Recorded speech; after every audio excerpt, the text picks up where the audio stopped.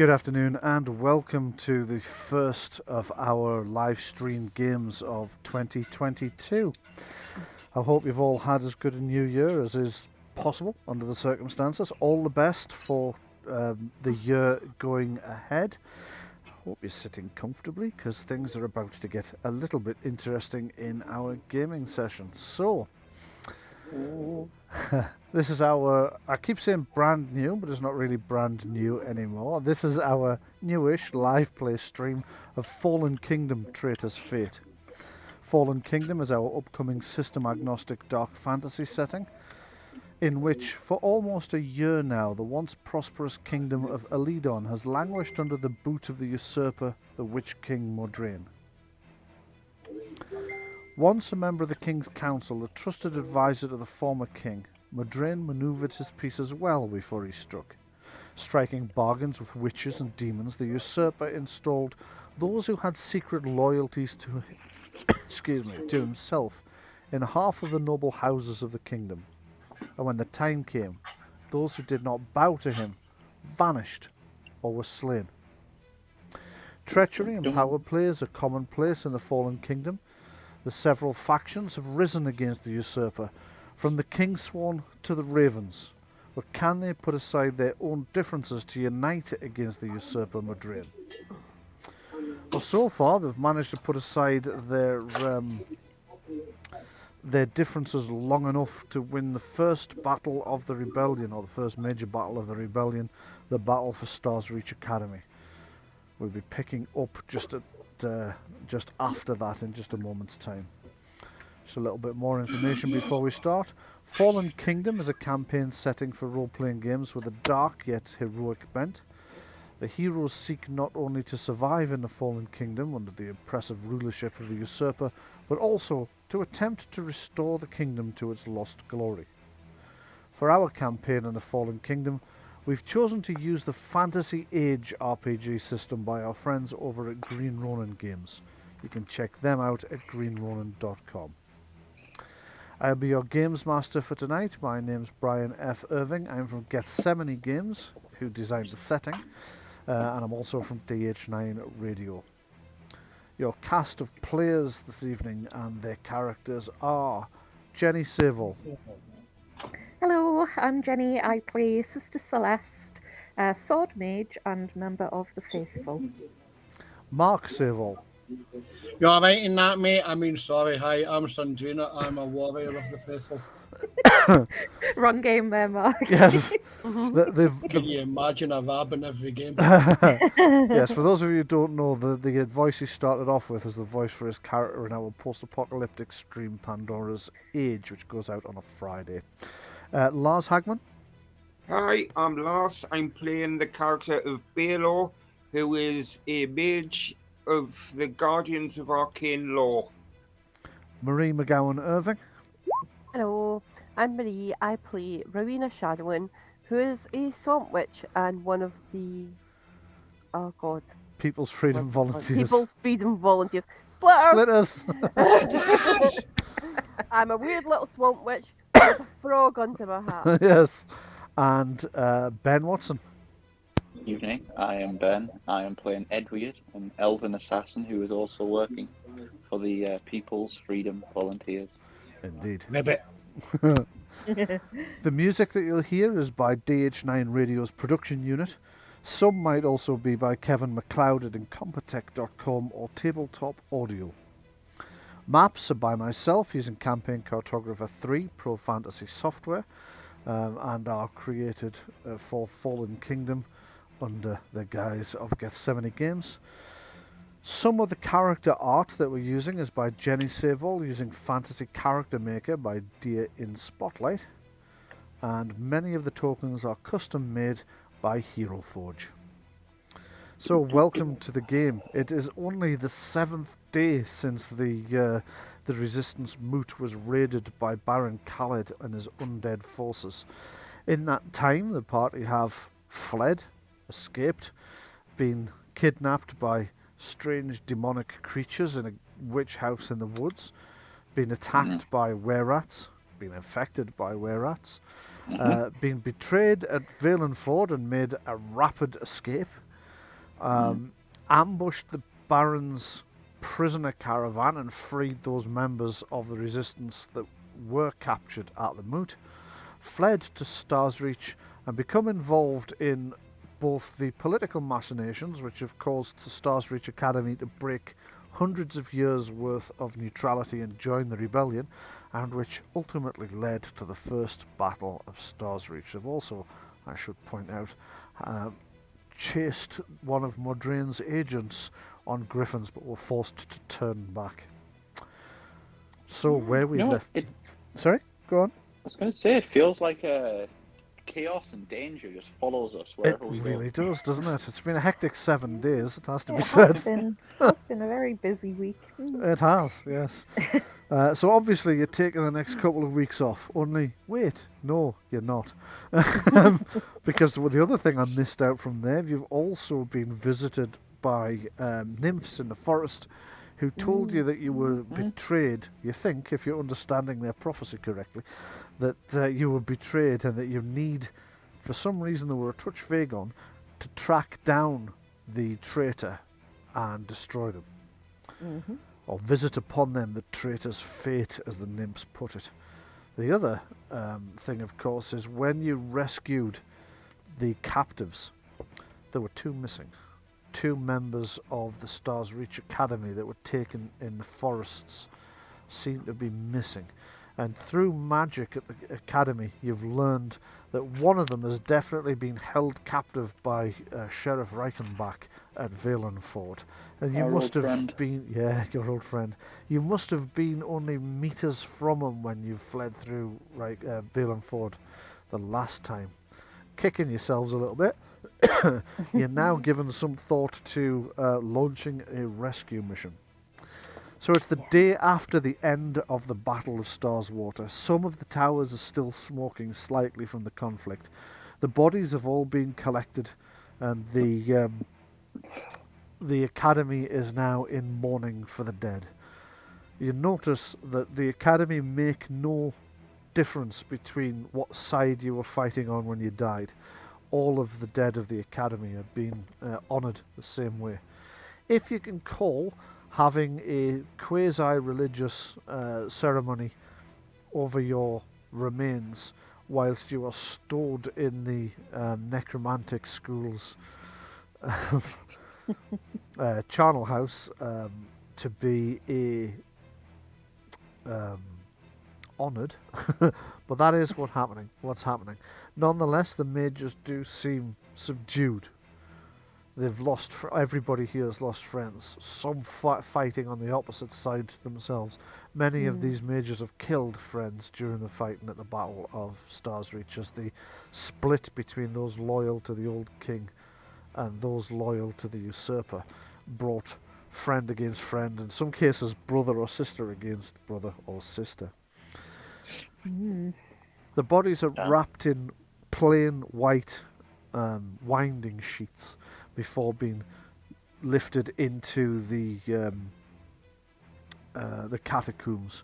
The catacombs, which saw its own share of fighting during the battle, where the enemy were trying to raise undead to reinforce their relatively weak numbers.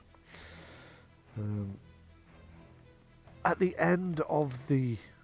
I'll not go into detail with the ceremony. I'll not read out the entire burial ceremony that the mages use, but it's touching.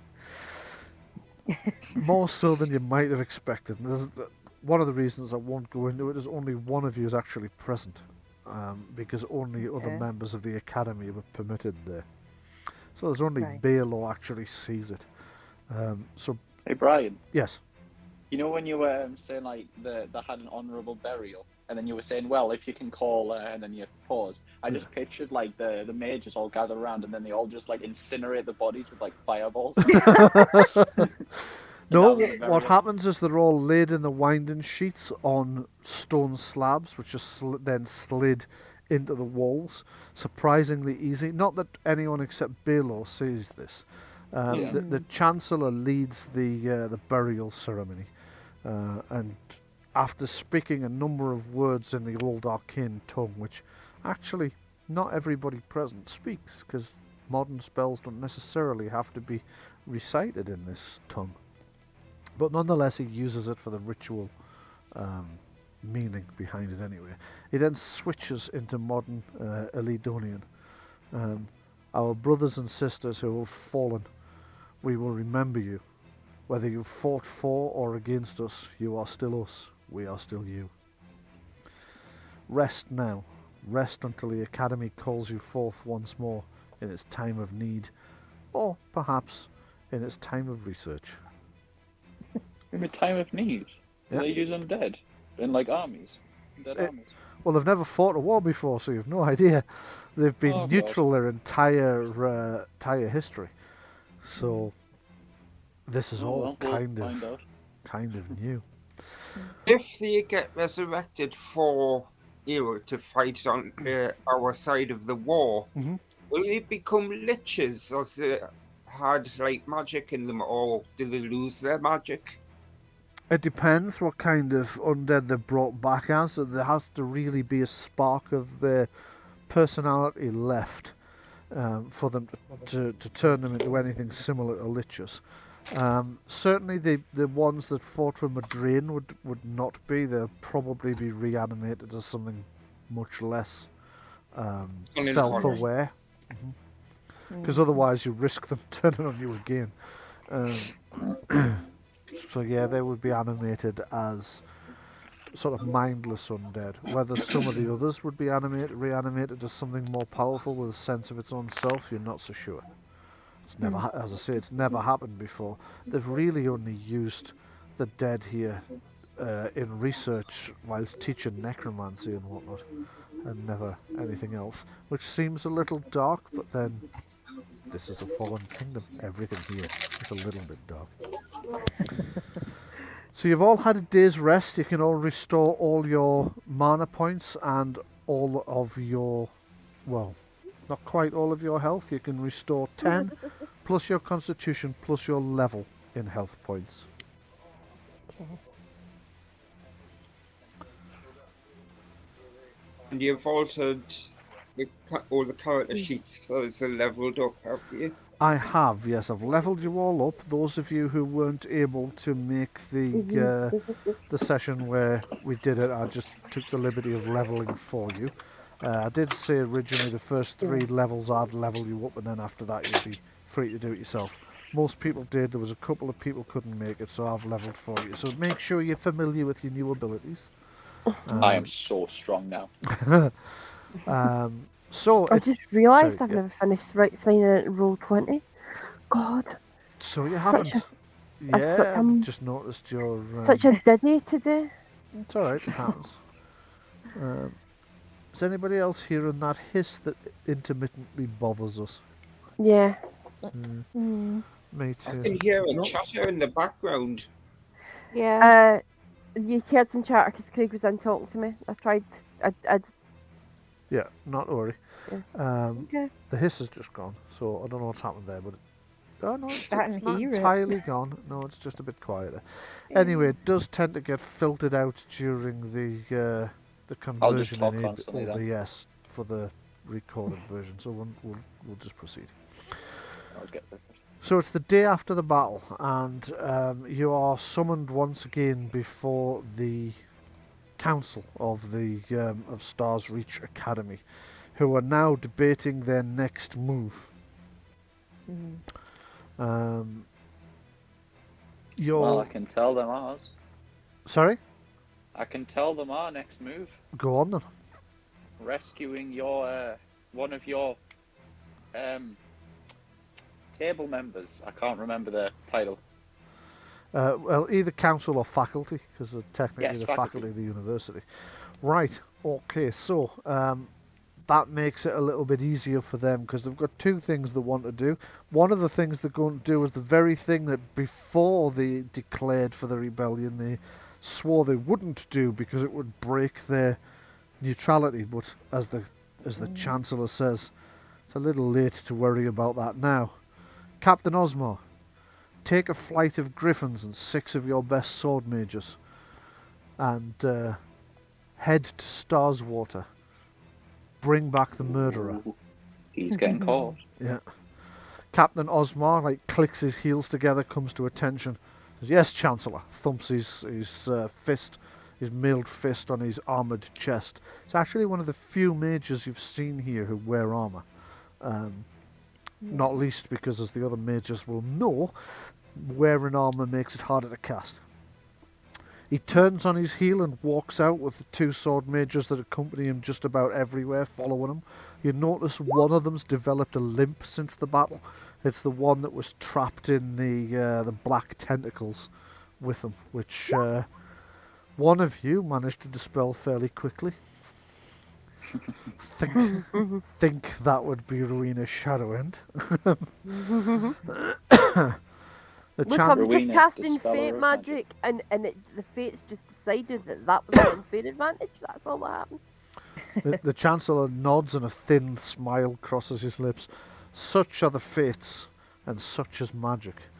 You did, from what I understand of it, an excellent job in assisting in the recapture of the 2 towers. With the evocation chambers therein still in enemy hands, we'd probably still be fighting for the academy now. However, we do have one more task for you, which you've already volunteered yourselves for, it would seem. Rescue Festor. Indeed. Bring Festor back from Valeford. If that bastard Reichenbach tries to stop you, kill him. Well, we're going to need a little help with that. You know, time is of the essence, and you have griffins. I think you know where I'm going with this. I had a suspicion that this might be your first request. Okay, you may each take a griffin. Some of you have had some experience on the beasts. Yes. Then you may take a griffin, just make sure they return safely. And They might be covered in a little bit of blood, but it won't be theirs. good, as long as it's not theirs. Obviously, we hope you return safely as well, and Festor. And if you can find out what happened to his apprentice Wickham. Yeah. Nothing we good only can saw come from a Festor. man named Wickham. I've read Jane Austen. We have also learned that there is a patrol which has left Featherstone Keep. Doesn't seem to be travelling along the usual roads. Instead, it's travelling. Let me just have a look. Instead, it's travelling along the foothills of the mountains. We suspect they're trying to cut you off and arrive at Valeford before we do. It would seem that news of the Academy's uprising has reached our enemy. Now, the other mages all look at the master, and the one of them ventures, hazards a guess. Could that perhaps be because we sounded the horn of Ascalion, which is literally heard in every place in the kingdom? Yes, that might very well be it. In retrospect, perhaps we should have waited till we'd launched the rescue mission. So time is of the essence, but you do have griffins and you can take to the skies. How soon can you be in Valeford? We can leave now. Yeah, we could start off pretty much straight away, although I do kind of want to be cheeky and ask if maybe we could potentially have some supplies before we head out. What supplies do you require? And we'll see what we can do. Maybe a few magic and healing potions, and potentially if you have any spare armor that the sword mages wear, because that could really do with some. I just want somewhere I can put Toady so nobody will kill him. Well, that we Mini could certainly shoulder help saddle. with. He has to be well looked after though. You can't just stick him in a cage. Oh, you want? I see. You wanted to leave him here. You meant? I'm not taking him to battle. He can't fight. Fine. Yes, we can look after him here for you. I'm sure. Well, they're gonna have a little first year just walking the toad. Oh,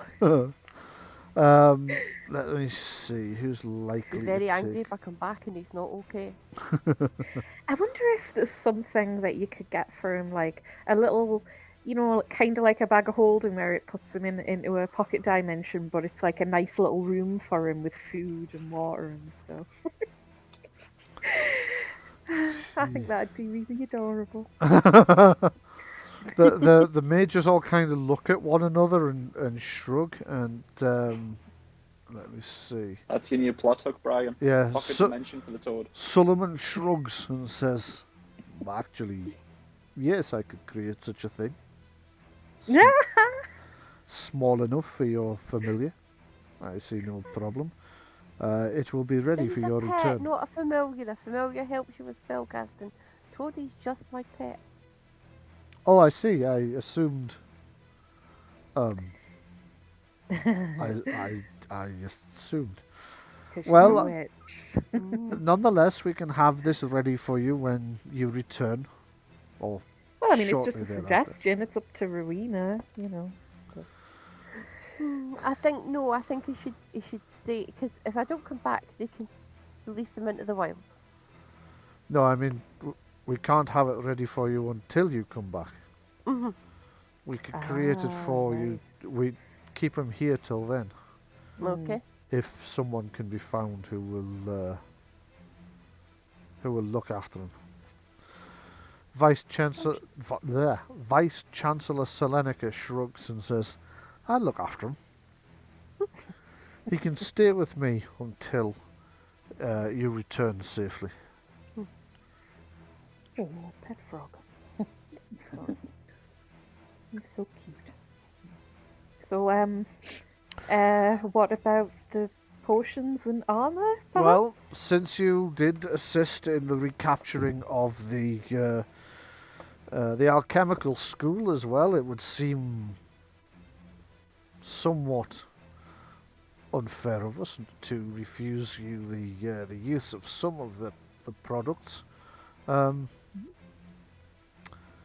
Yes, I will see to it that you are each brought. He mutters something to one of the other faculty members, who mutters back. And you can see the kind of 2. Carry the 1. Plus A. There's one over there. Oh, don't forget to add that. I'll subtract that. Multiply by pi. We will see to it that each of you is given 3 portions. You can constitute these as you will. Okay. Thank you very much. So you can each select a total of 3 portions. Yeah.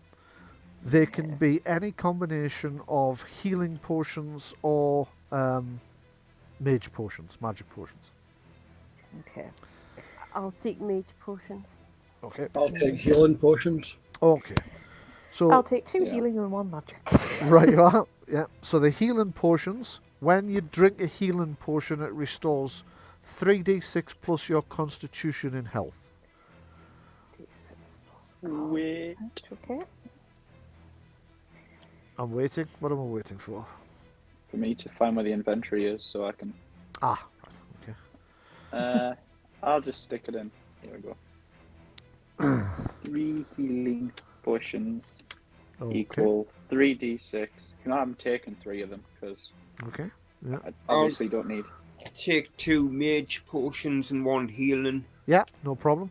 So the mage potions, when you drink a mage potion, that will restore 1d6 plus your intelligence in magic points.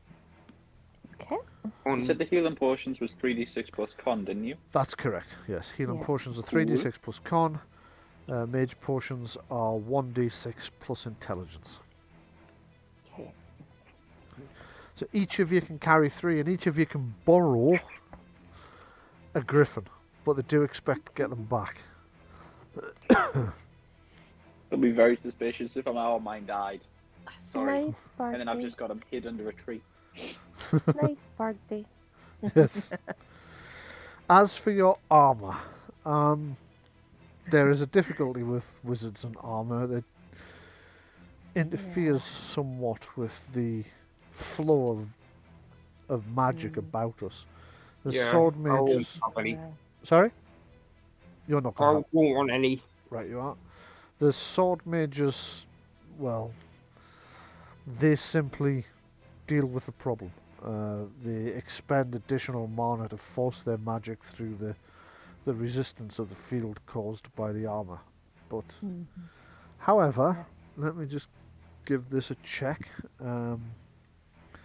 He's looking round the chamber to see if he can spot whoever's currently acting as quartermaster.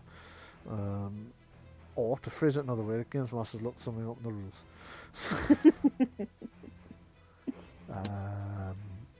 Let me just see. Rewards, magic items.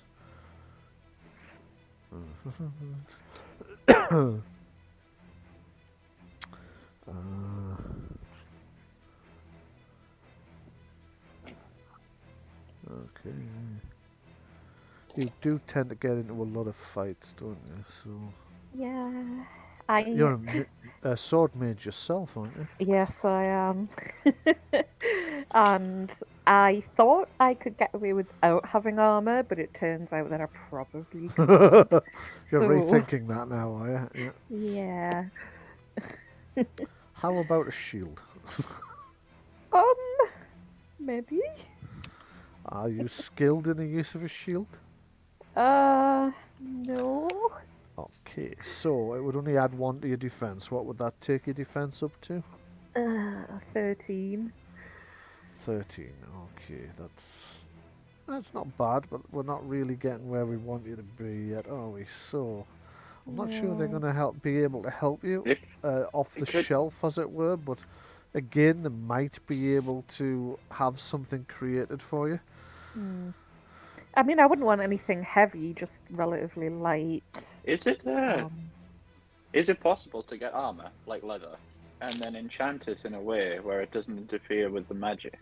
It is, but what I was checking was how common or uncommon that is, and it doesn't look like it's common enough that they'd have any to hand. So they would have to make it, and they might require you to go and find 1 or 2 of the bits and pieces they're going to need for it. Okay. Just- Well, I mean, I'd be up for that, but it's. I'd be up for it. Depends. Adventure. I thought you might be. Especially if it's going to Fingal Cave. Oh yeah. Yeah, As half it in a Fingal happens. Cave. Funny you should say that. Oh, fuck's sake. You just see like we're gonna need one piece of item. It's found in somewhere called Fingal Cave, and you just see Edwyrd's eyes light up. Well, Solomon will consider the options while you're away. He'll try and work out. He'll do some studying, work out what the best magical item to solve your problem might be. He's thinking possibly some kind of magical cloak might also be an option. Oh, well, I appreciate that very much. So he is going to have a bit of a think about that. Ready for you. Coming back, so do try not to get killed whilst he's designing your... I will try. My very best.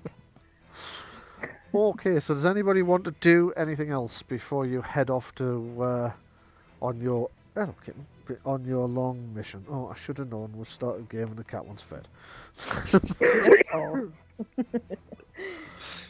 She's been unconscious most of the day, sleeping on top of where the hot water pipe comes out of the boiler and runs up the passageway towards the Right.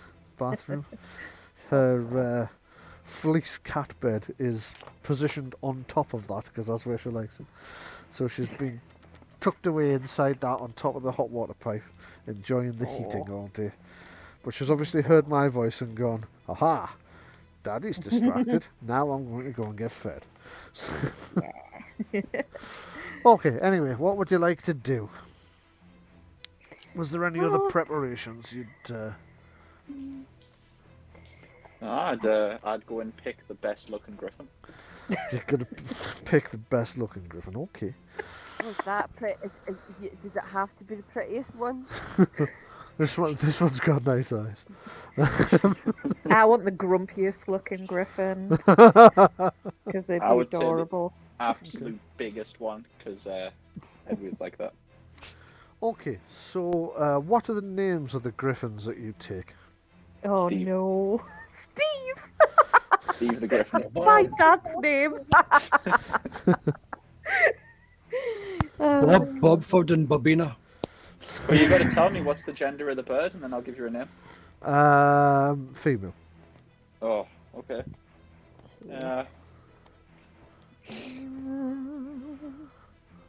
Grace came to mind, but Grace isn't really a griffin name.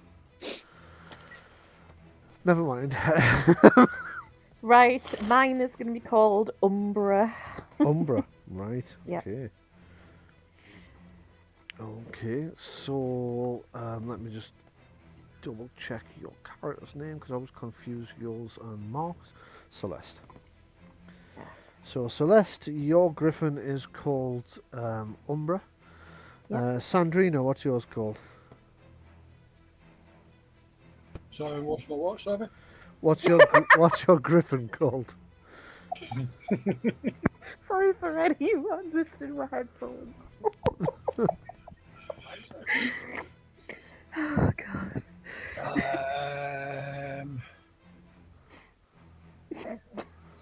Flash Hawk. Flash Oh Hot, my yeah. god. Flash Hot the griffin. Oh god. Does it have a Okay. tash that's falling off all the time? Sorry, excuse me. Balore, what's the name of the griffin you've taken from the Long tail, Longtail the griffin? because it has one exceptionally long tail feather. Excellent, yes. It has one exceptionally long tail feather. There we go. Okay, and Rowena. Swift wing. Swift wing, alright. That's mine. Okay, Swift wing and Edwyrd. You've It's just typed Greek. yours in there. It's Greek. It means graceful spinner. Okay. Cherry Glow. Right, you are. What did you do? Cherry claw. Characlo. Cherry Glow. Characlaw. Characlo. I actually think Okay. they probably pronounce the CH Probably actually, Cherry Glow, yeah. Characlaw. Okay, Cool. so you head up to the Griffin Eyrie where you're met by the new Eyrie Master since the previous one was killed during a fighting when Amble Vescu made good her escape with her retinue. The Griffins themselves are all uninjured except for the one that got slightly wounded in the chase. Don't forget the ones that Jenni electrocuted. Don't mention that. And the ones that Jenni electrocuted, yes, the ones that Celeste shot at with magical energy. However, there's enough uninjured and unstolen griffins that the Griffin Master is able to check them all out. He's given you the eye, though. He looks really annoyed with you all. So, these griffins are extremely valuable. We make sure they come back alive. You, I don't care so much about, but the griffins, make sure they get back alive. Right, well, fair enough. I'm sure they'll be fine. Do you know how to ride such graceful animals? You look like the kind of oikish clods that wouldn't. We rode them before. Yeah. Sorry? We rode them before. Excellent, excellent. I'm pleased to hear it. All of you? Just as we're mounting. Just last time we rode them, we almost died. Get off that griffin. Get off the griffin. No, he just kind of glares at you. As I said, if you die, this is not a problem. If they die, however, I will hunt you down even if you two are already dead, and I will reanimate your corpse that I may beat it to death with this staff. Yeah, I think we get the idea. Excellent. I'm very pleased that I have made myself perfectly clear. Yes. Now, if you'd just like to sign these forms here and here, Okay. Are these magical contracts? a little bit, yes. A little bit. Well, either are or not. That is Okay, correct. whatever. Can sign it then. Okay, so everybody's signing, because anybody that isn't getting a griffin. Oh, Can we have a lawyer peruse the forms? No, but you can have a quick look over them yourself. yeah, go on. Okay. Well, Brian, I'll say I'll have a look at the contract, but then I'll hold it kind of upside down or sidelong and go, a lot. The Eerie Master looks at you and says, "You cannot read, can you?" It's just really hard handwriting. He takes it out of your hand, turns it the right way up, and puts it back in. How about No, now? that hasn't made it any easier. It's still really hard handwriting. Well, What- I can what's it help you binding with us? it if you want. How's it binding us? What's it? If you steal the griffins, you'll be cursed. What kind of curse? Okay. It's not really specific about that, but it says something about boils. Okay. So stealing, if I just borrowed it, intending to return it like 80 years from now, would that be okay? No, it wouldn't. I think it probably says something about roughly how long you can borrow the griffins for. Yes, it does. It's And I basically for the length of the current mission, which is the rescue attempt at Valeford and back. Yeah, okay. I've got a riding skill of 2. Does Right. that include griffin riding? It does, yes. Ah, does. good. Okay. Excellent. I've got riding a 2 as well. Brilliant.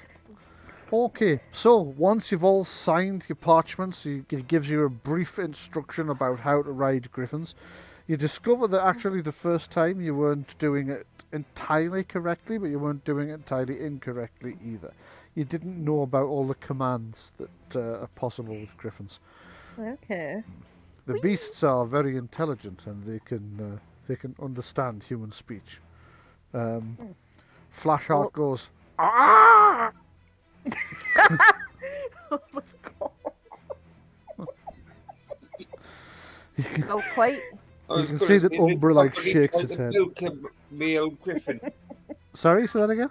Somebody tried to milk a male griffin. Oh my god. It tastes terrible. Oh, stop it. You can see that Umbra's kind of shaking its head. Whilst Longtail's flishing its tail about and unfurling its wings, eager to be on its way.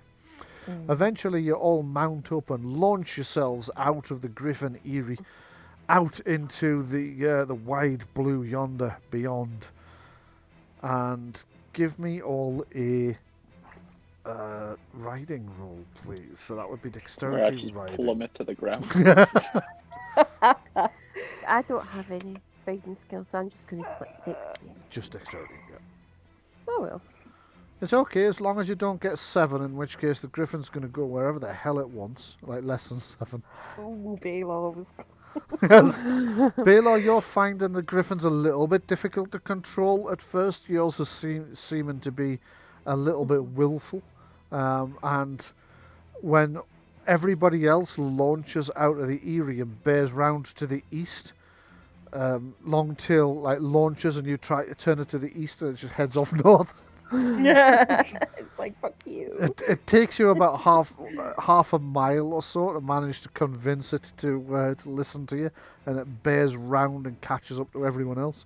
You reckon you've lost a little bit of time waiting for Balore to take control of his griffin, but nobody's catastrophic. Nobody's just been carried off into the distance by a Never griffin that's seen decided. again. Yeah, exactly.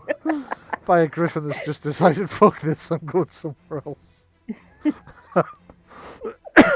Okay, so I think you're all on the... Yes, you are. You're all on the area map. So you're heading for Valeford. I take it you're heading for it in the most direct of routes? Yeah, I'd say so. Because if not, you can always draw on the alternative route that you have decided, but I am assuming that your route is going to be something along the lines of... Straight line from Stars Reach to Valeford. Yeah. Yeah. Yeah. As the Okay. crow flies, or the griffin. As the rather. griffin flies, in fact, yeah. Mhm. Okay, let's just see how far that is. So that's 80 kilometres. Awesome. The start of the 7-week detour begins. Well, 80 kilometres on a griffin back. Let me just work this out a moment. So, yeah, it's going... If you launch now and head all the way there, you'll be arriving in the early hours of the morning. Okay. So Right. it depends whether you want to try and fly all day or whether you think you're going to have a rest at some point. I think the Griffins would like to have a rest probably halfway Okay. Yeah. Mhm. at the edge of the forest, which 10 kilometres, not far from Fingal's Cave. Well, if you're that close to Fingal's Cave. Oh no. No. No? Okay. Take a rest in Fingal Cave. Go on. It's on the way. It's a very small detour. Okay, so you you take to the air on your griffins and fly out above the woods that stretch from here up to the Starswater River and over towards Fingal's Cave. In a distance, as you're flying past, you can see a small moving cavalry unit on the ground, passing between the woods and the mountains. They appear to be coming from Featherston Keep, and they're moving at quite a speed. They're doing the one thing you couldn't do when you came along that route in the opposite direction. They seem to be moving at the gallop the entire time. Give me a Okay. perception seeing test, please. Will be the undead. Right, perceptions.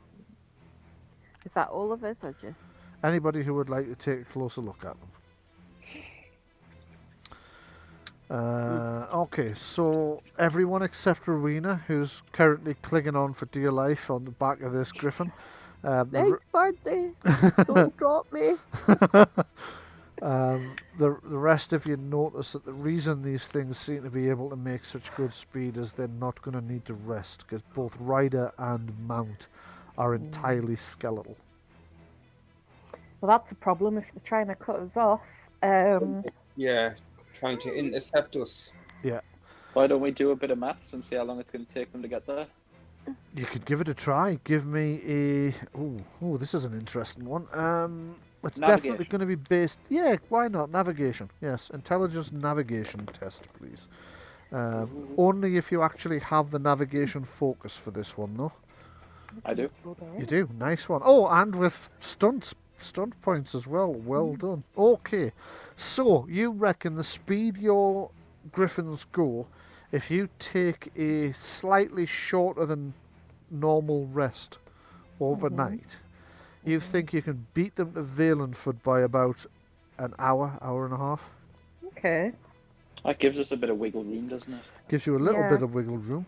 That would be giving you time for about, in total, about a 7-hour rest. Which I think that's alright. should be okay. Yeah, hmm be okay. You could have a slightly shorter rest if you wanted longer in Valeford to plan your rescue attempt. Or it's entirely up to you. Or you could push the griffins harder. Probably best not to do that. They have big claws. I mean, what do you think? Do you think 6 hours Don't want rest to would piss be off enough? with griffins. Yeah, Not for me. I think we'll be pushing the Griffins on the journey back if and when we get Festor. Okay. Mm. We could probably get Festor and then we could hide out in Fingal Cave.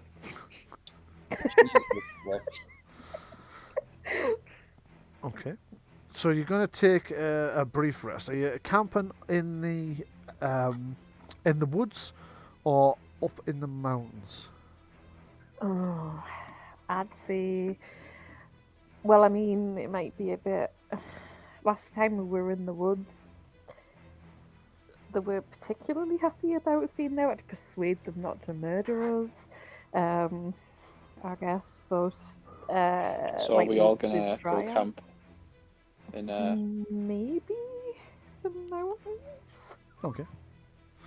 Okay, so as night begins to creep over the land, your flight of griffins comes in towards the mountains. You can see the mountains rising out of the landscape above you. Some of the peaks just breaking the cloud cover above. Up ahead you can see, from here, you can quite clearly see the yawning mouth of Fingal Cave in the mountains. Not yet. Fuck's sake. Okay, you find yourselves a place in the mountains to camp down overnight. Who's going to be on the first? I'll take the first watch. Would my magic tent spell actually fit us all in with the griffins? No. They are tent. Griffins it's are 10 quite feet big. high. 10 feet. Well, Griffin. yeah, they are really big, aren't they? Yes. Crap. Oh well.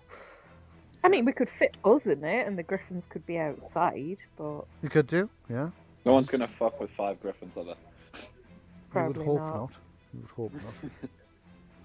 Okay, how are you tending to the griffins or securing the griffins overnight, or are you just sort of? Well, I reckon Are we should there probably any put them in somewhere what trees? that has. Not up in the mountains. You're above the tree line here.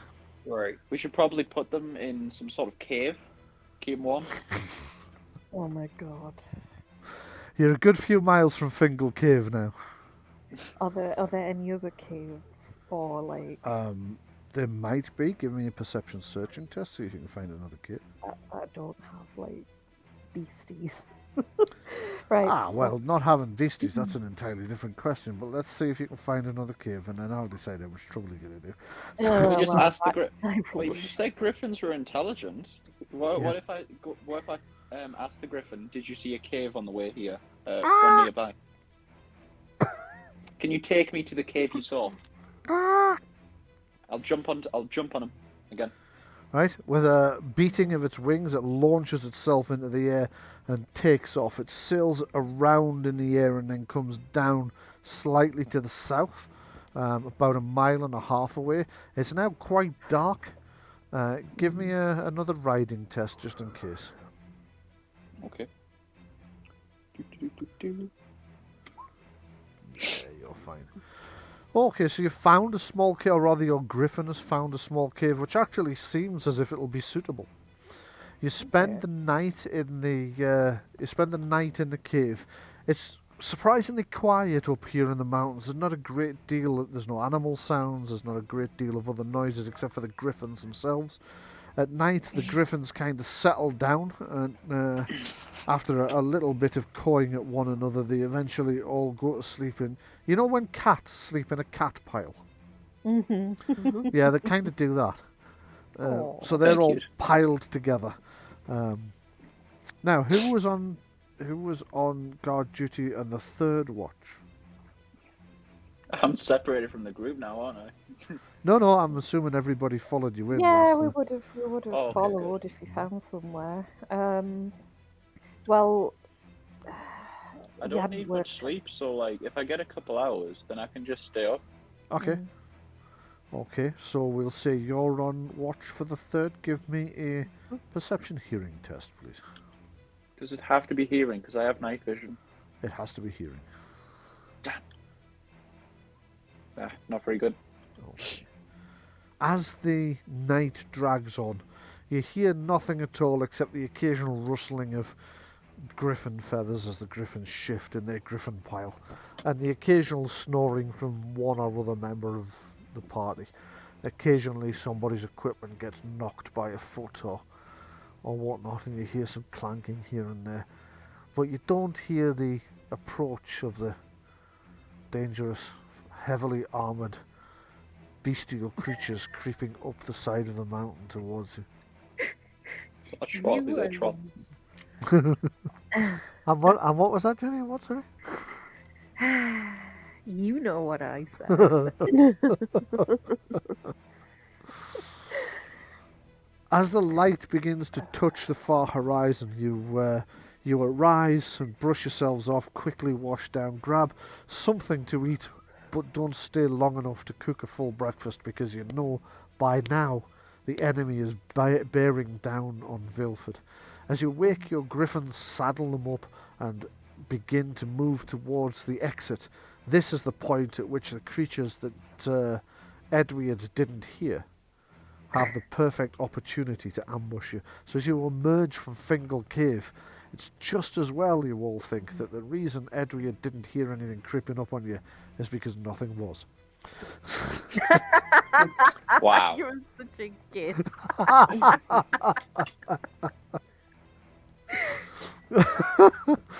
Okay, so you launch yourselves back into the air and head out towards Valeford.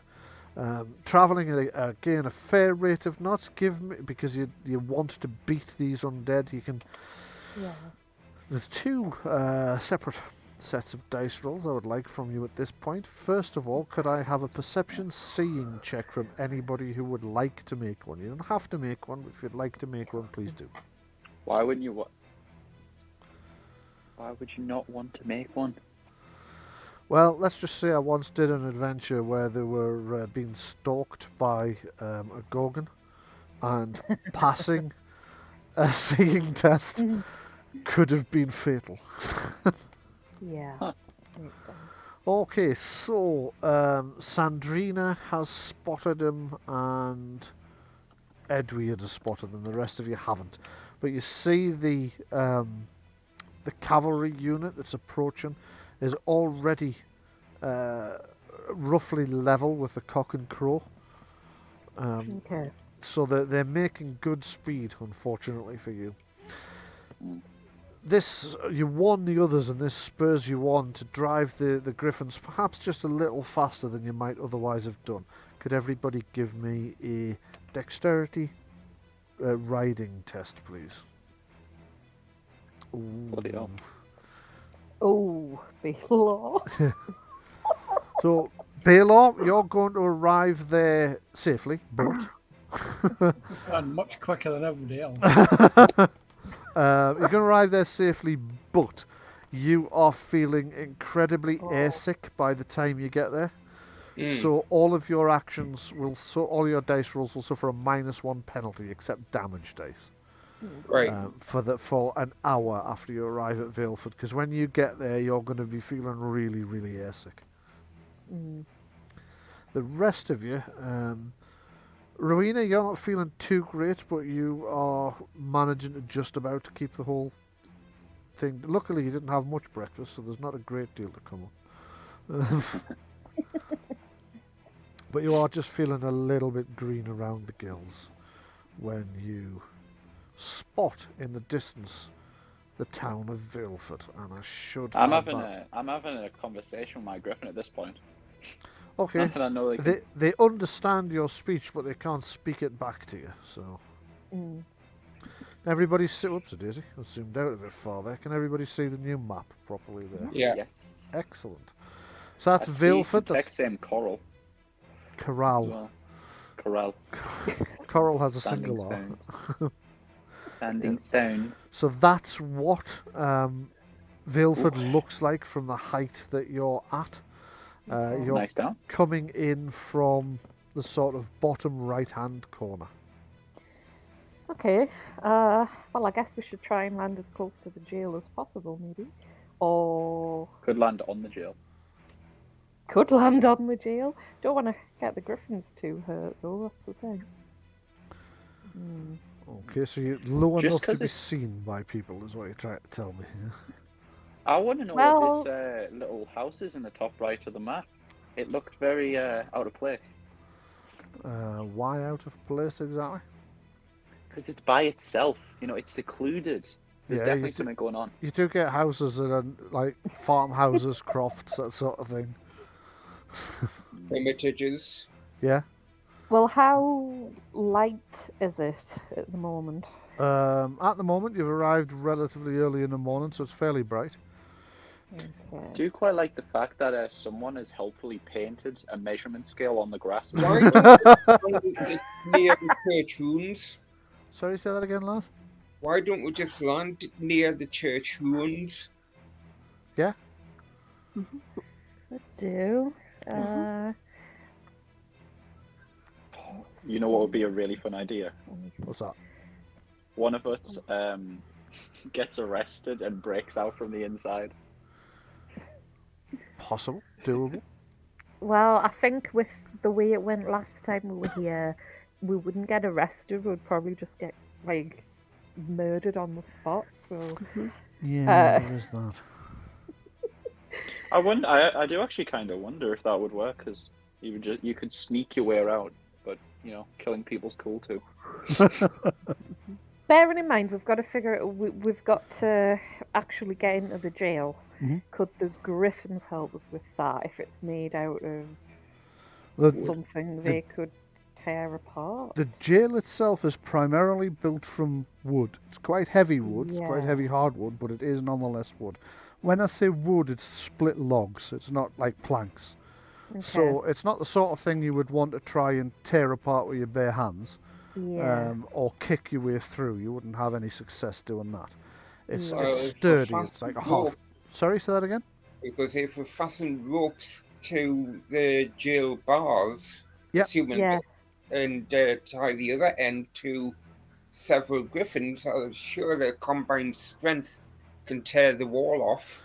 I think you're probably right. Let me just take a Yep. quick look at the strength on the griffins. I seem to recall it being quite high. I think our best bet is to be as quick as fucking possible, so we land, do what Lars just suggested, get whoever's in there out, like that we recognise, you know, the majors, 1, 2 of them, whatever, and then get moving.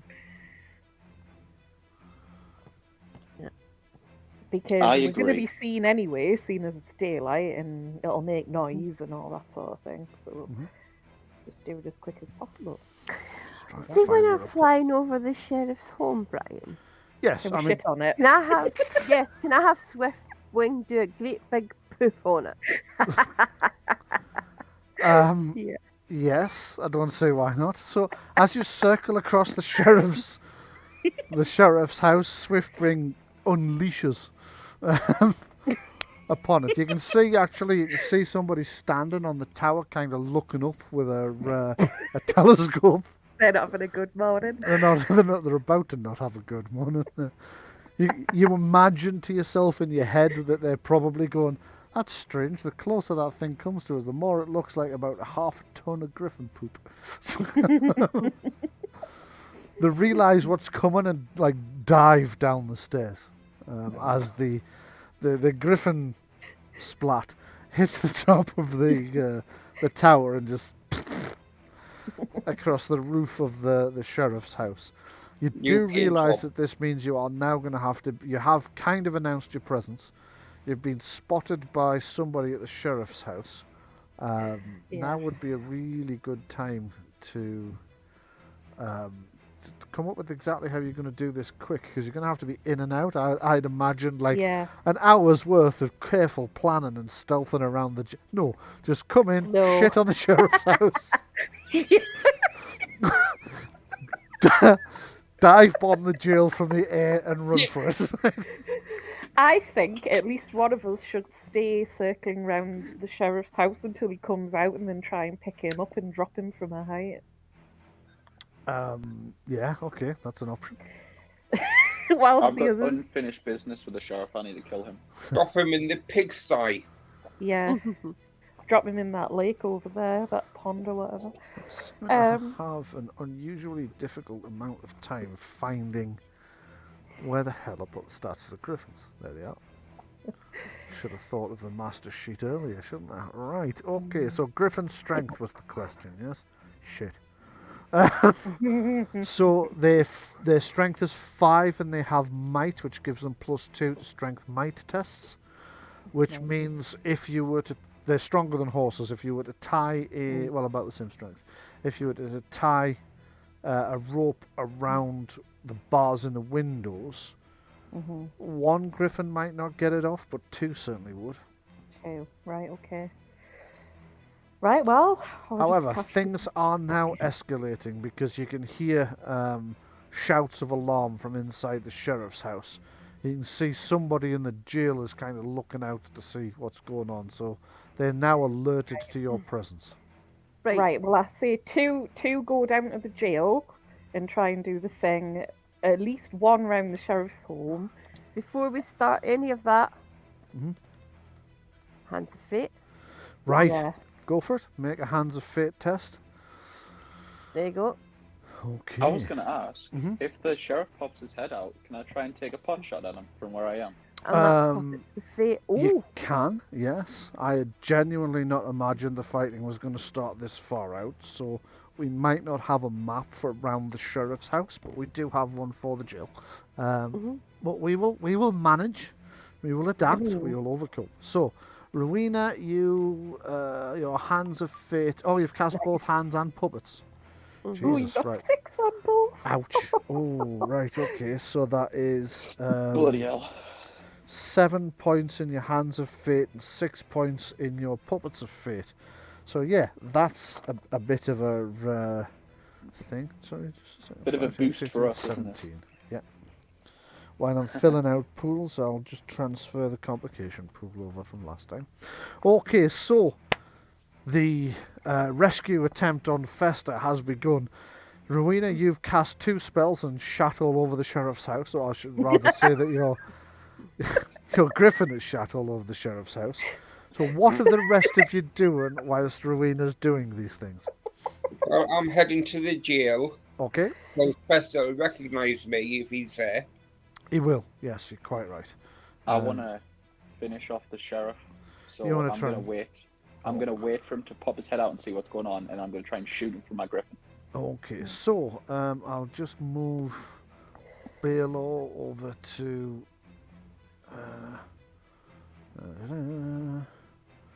Balore's Right, well- heading down towards the jail. Rowena, Balore's a you're giant. kind of here at the moment. Edwyrd, you're kind of there. Whoops, a daisy, a little bit far forward. There at the moment. Sandreena and Celeste are Can I about ask a there for question, now. Bryan? Yes, you can.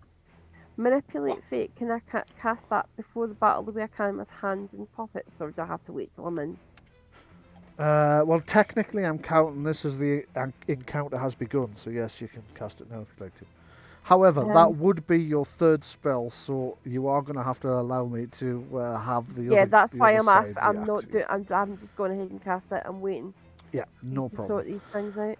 Okay, so Edwyrd, you're providing cover and fire, trying to keep the sheriff's men in the sheriff's house, while some of your people I was trying to hit the sheriff. break for the jail. Yeah, well, that should keep these men in the house.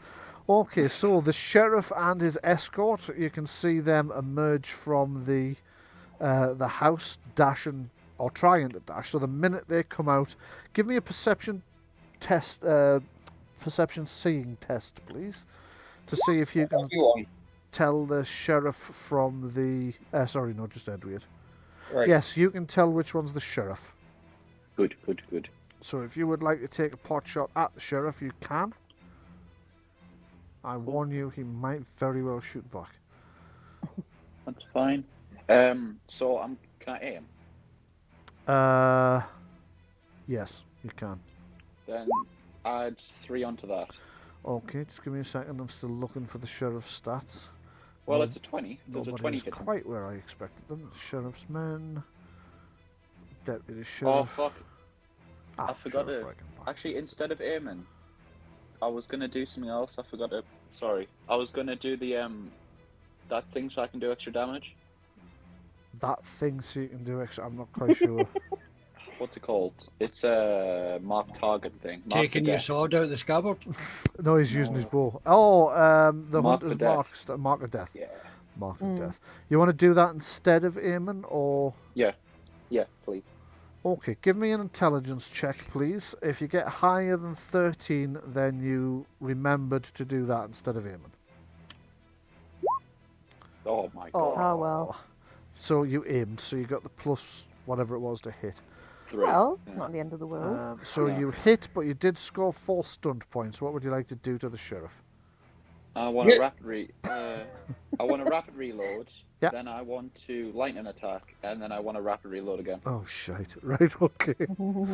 Okay, so this storm of arrows comes hurtling towards the unfortunate sheriff. So your first shots hit him. Roll the damage.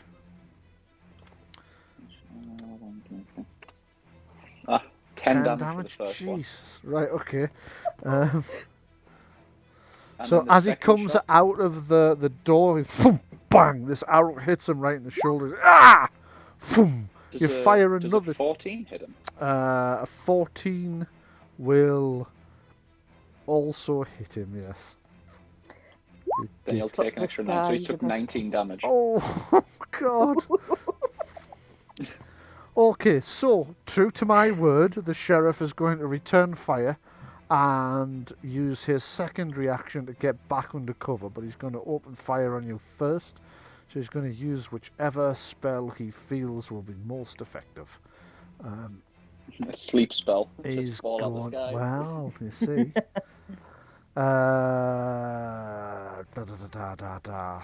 Let me just think about this. Yeah, fuck it. I don't know what I'm going for. Have this, you bastard. Right. Have it.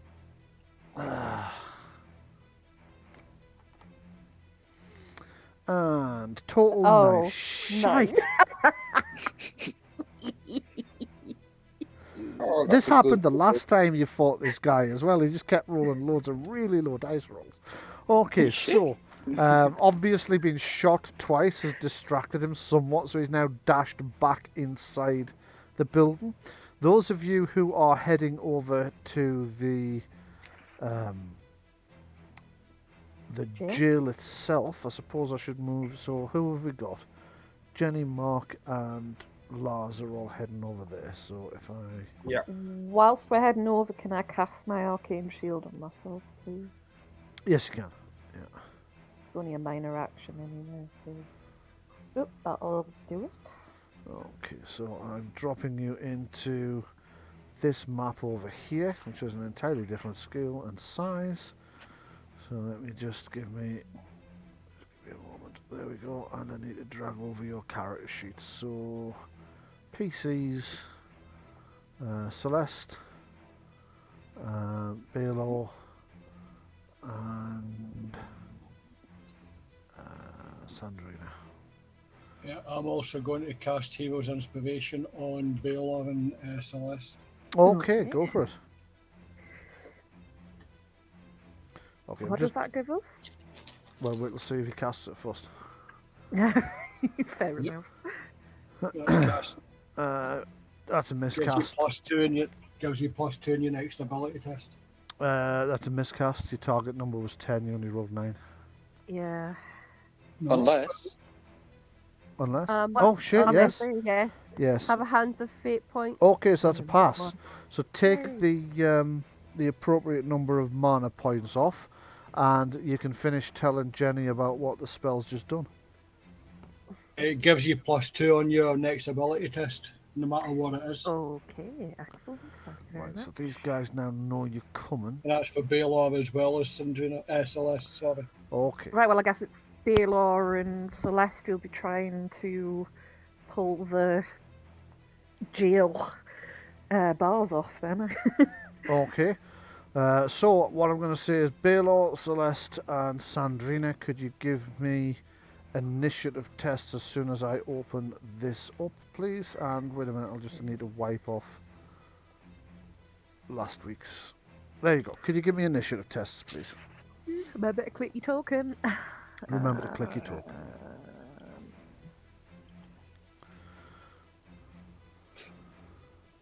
Ooh.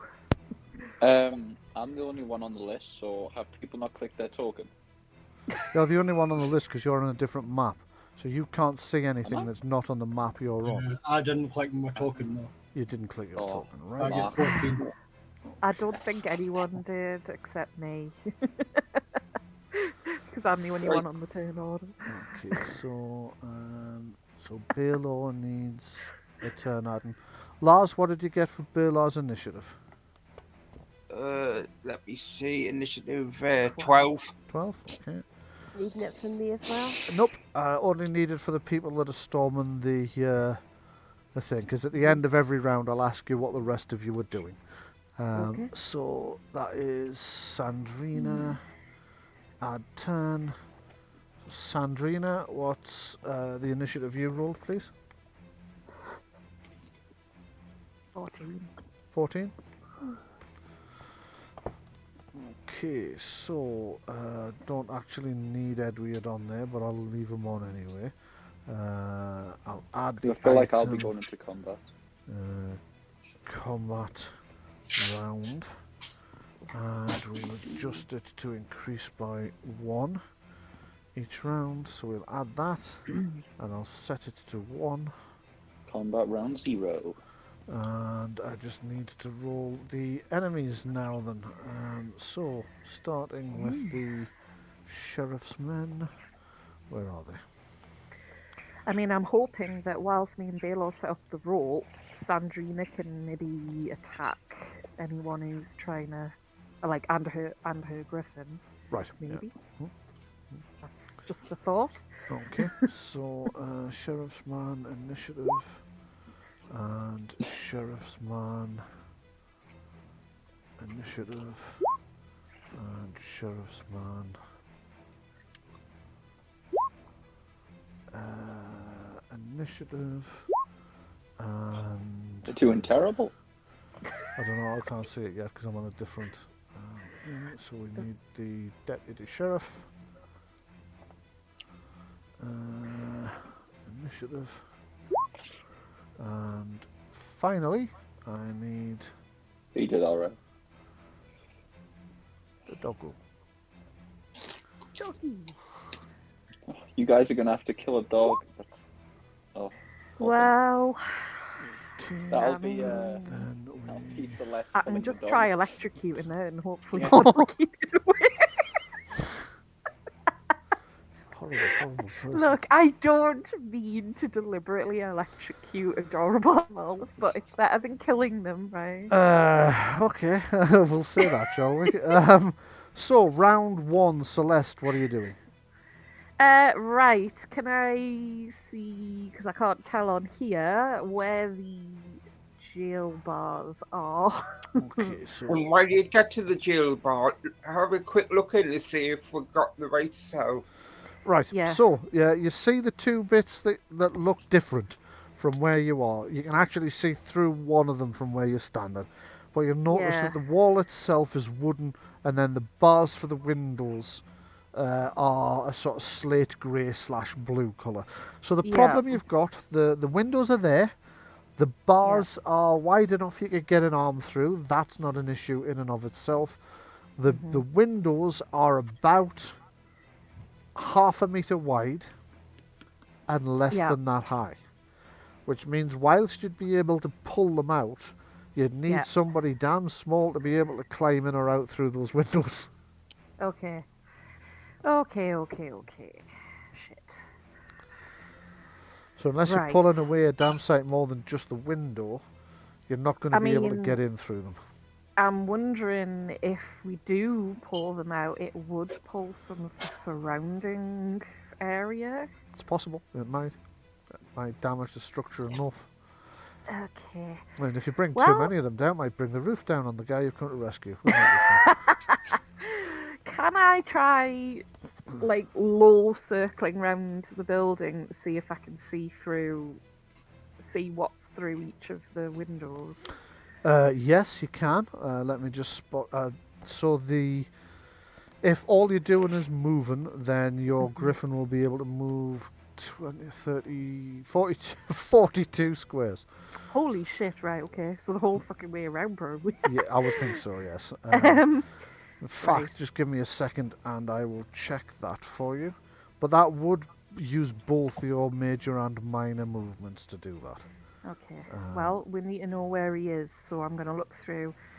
So I'll look through here. minor It's- movement will take you to that corner, so your secondary movement It actually wouldn't get you all the way back. What did I say it was? 14, 28, 30, 42. 42. So you would either wind up here.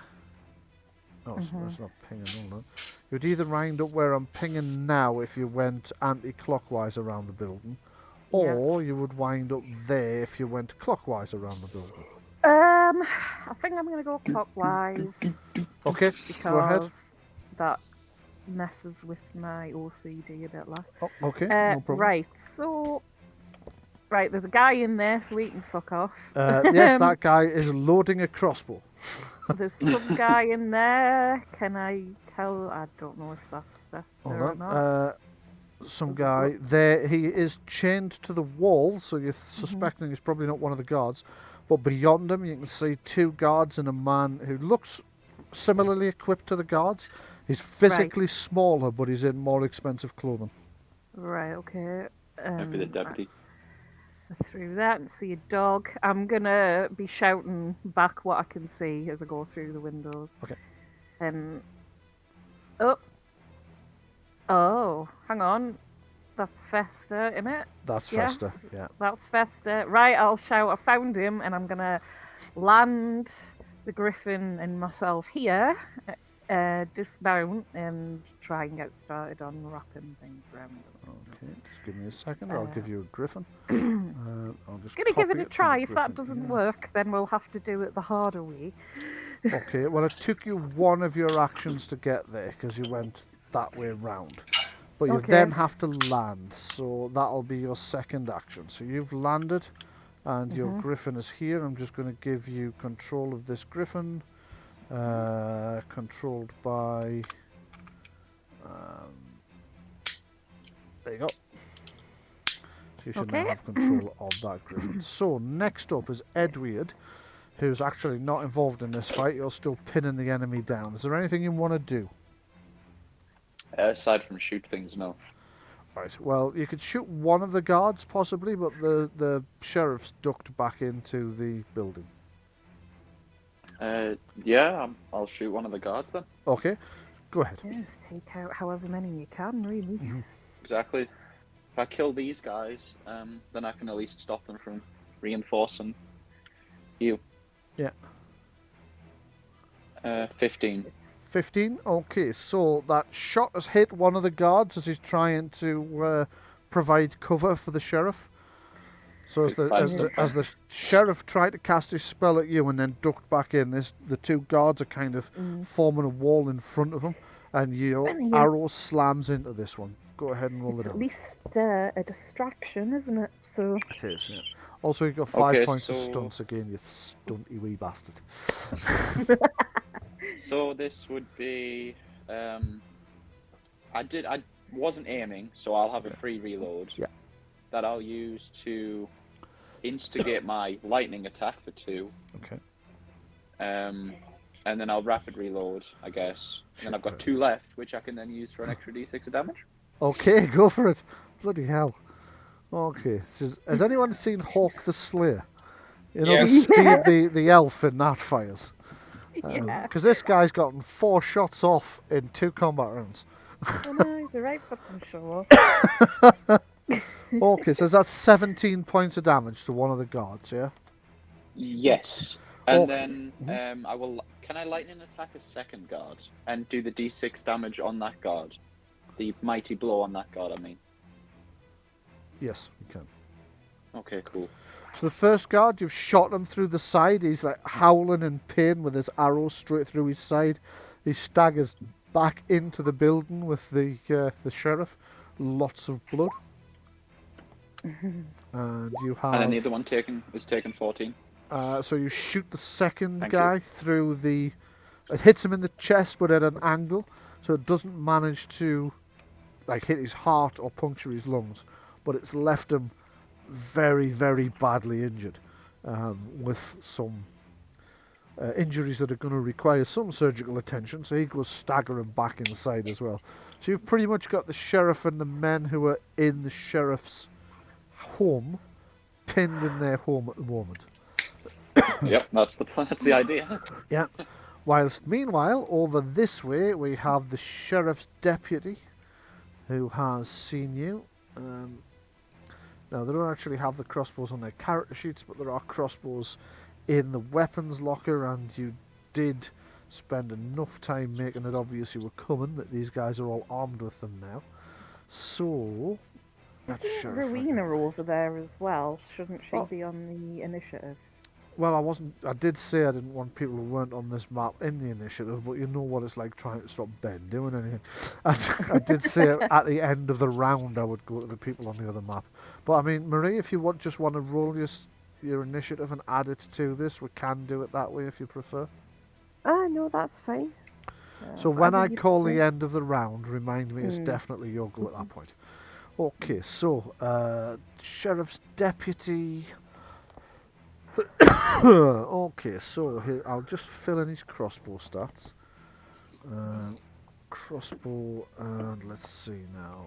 He would only have... He's not great with this, actually. In fact, he's bloody awful with it. In fact, fuck that. I think now that he knows you're here, he's instead going to head over here and start unlocking this cell so that you can come in and just try and break your arms when you put your arm through to tie the stuff off. However, he's run out of action, so he's run over there, grabbed his keys, and he's rapidly unlocking the cell to try and get in. So, Sandreena, you to go. What would you like to do? I am going to follow Celeste. Okay. So Celeste's gone round the west side of the building, so over here. Yeah, and I've been shouting out that Festor's in here. I've got an idea as well, maybe, to try and fuck the structure up a bit more. We could tie ropes to both these two windows here and pull them at Pull the them same both time. out in the hopes you pull. And then it might pull this central bit out, at least weaken it a bit more. Yeah, So, definitely. Okay, Yeah. so I'm just going to give Sandreena control of the second griffin, which is this one here. It's now under your control. Okay, so it's taking you one action, your minor action, to get over there, and you're helping Celeste with the plan. So you can be tying off the second window, this window here. So you've already started work on that. Balore, what are you doing? Right, as we are going to try and break the cell walls, I'll tell Longtail to fly up, and as she does, I'm going to rain, oh god, what are they called again? Arcane blasts at, at these at the south windows. Okay, you're going to fire an arcane blast through one of the south windows. Excellent. Pick a window you target this round then, and then make the roll, see if you can hit him. The guy behind it is in cover, so sorry, it's a cast and roll. So it's the 3d6 you need to roll for the arcane blast, see if you hit. It says here 2d6. No, that's the damage roll. We need to know if you hit first, so you need to roll the first of the two dice icons. It'll say Arcane Blast. The first dice roll will be your 2 hit. That's the one you need to roll first. Right, okay, here we go. Yep. Okay, so that's an 11. I don't think that's going to hit him, so let's just have a look at the... Wait a minute. Yeah. Shit, that's hit him. those pluses count that. Oh shit! You green, get you get +2, don't you? I forgot about that. Oh, yeah. Okay, so he's in cover, which means his defense has gone up from 10 to 12. You scored an 11 with the +2 bonus. You've just managed to get that arcane blast through the window. It hits the guy who's like just bringing a crossbow up to aim at you. So go ahead and roll damage. And that's 5 damage. That's 3 gets past his defences. So he's on. I mean, essentially, Balore can draw them to the other side of the building from where we're doing shit. So as you kind of fly down and fire the blast straight through the window, you see the guy is hit. Oof! taken completely by surprise, but fortunately for him, he hasn't taken like the full amount of damage he might otherwise have done, so he's now leveling his crossbow to shoot back. However, it is Professor Wolfenstein to go next. Wolfenstein. By the way, Mark's had to head off because he's half asleep again. Yeah, no problem. No problem. Do you notice every time a fight breaks out, he's off? I know. Shocking. Okay, so this sheriff's man here, aware of the fact he can't really get anywhere near you all, is going to head over to this stove, which he's going to use as cover, and then he's going to shoot through the window. So you're in cover now, and actually you can only see Celeste, so it's Celeste he's going to have to shoot. So sheriff's man, it would be an accuracy roll to hit with a crossbow. It's 11. What's Celeste's defense? Jenny, I think He's you missed. Yeah. He's missed. Yeah. Right, okay. So there's now an arrow is like thunk into the inside of the wall just under the what's name. This sheriff's man has, I don't think, got a clear shot at Balore. Let me just have a look. It would seem not. So, can he see either of the other two? Ah, yes, he can see both of you. So he's going to shoot at you guys instead. Sheriff's man. He'll take a shot at Celeste because she's closer. So that would just be an accuracy roll. Missed. Thunk. Clatter. And the third sheriff's man, this guy's got to have eyes on Balore because Balore wouldn't have been able to shoot him if he hadn't. So he's going to shoot back at Balore. They're not great shots with these crossbows, like they're more used to clubbing people. Yeah. 11. Lars, what's Balore's defense? 10. 10, did you say? Yeah. Yeah, okay. So he shot you as you blast him with the arcane blast, and he reels backwards. He then comes back to the fore, raises his crossbow, poof, shoots back at you. The crossbow hits you for, let me just check the damage on a crossbow. 2d6. 2d6. It's going to be the 2d6. same as his. Well, I'll just type 2d6, and it's plus his perception, isn't it? So plus 17. No, just kidding. Plus nothing at all. So just 2d6. Lars, Balore has taken 4 points of standard damage, but I also need to decide what combat stunt the guy's using. So I think it might be 2d6 plus 1, because mine does 2d6 plus 3, and I have a perception of 2. right. I can check though if you like. Yeah, if you could, but for the time being, I'm going to say Lars, make that 5 points of damage you've just taken, and 3 points of stunts. He is going to skirmish you off your griffin. So he shot you backwards off your griffin, so you're no longer mounted. But give me a riding roll anyway, please, because if you pass by a high enough number, if you get 13 or higher, you roll off backwards and kind of roll and take the blow. Oh, no. Unfortunately, you didn't. You got shot in the chest, you fell off backwards, banged your head on a rock. So, Great. in addition to the damage you took from being shot, you also take 4 points of damage from the fall from your mount, and you're no longer mounted. Brian, I was right. It's 2d6 plus 1. Plus 1, right, okay, so I'd already added that. Okay, so that is the end of the combat round. Rowena, what are you doing? I'm going to cast. I've forgotten the name of it. It's the third spell. Manipulate Fate. Manipulate Fate, okay. Steal all their stun points. Yeah. Oh god, it's that one, isn't it? Fucking hate that one.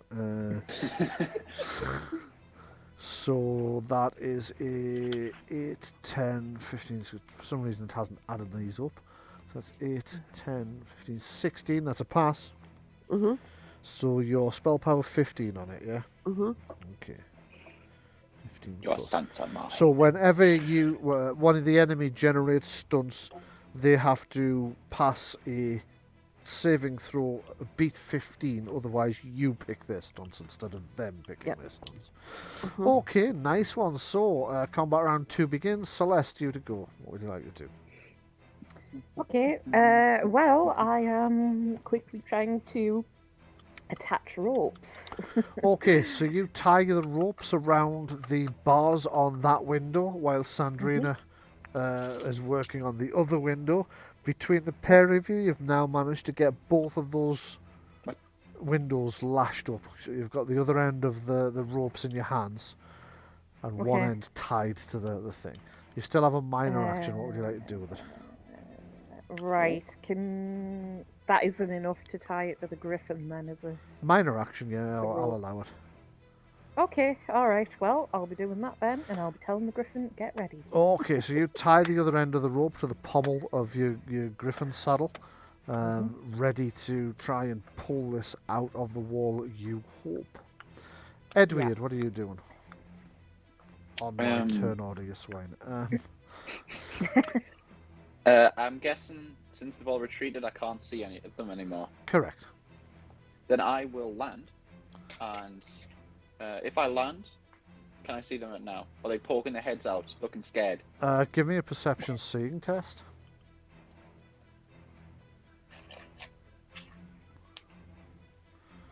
If that's a fail, I can re-roll. No, it's a pass, so you can see them peering out through the murder holes. You don't know which one's which, but you can see people behind there looking out through them. Pick a murder hole and I'll shoot through it. Okay, I go won't be for able it. to aim though. Yeah. So Do you have here we any go. fire arrows?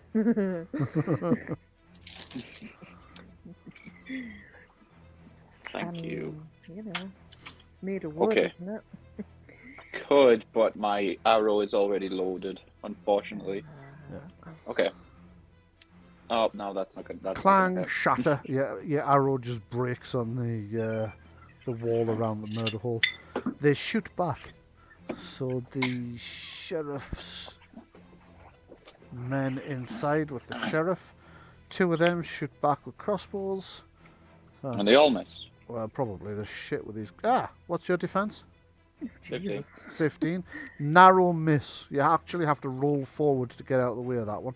The other one just goes wild. However, the sheriff himself, who I just realised didn't spend his magic points from last round, that's one of the sheriff's men.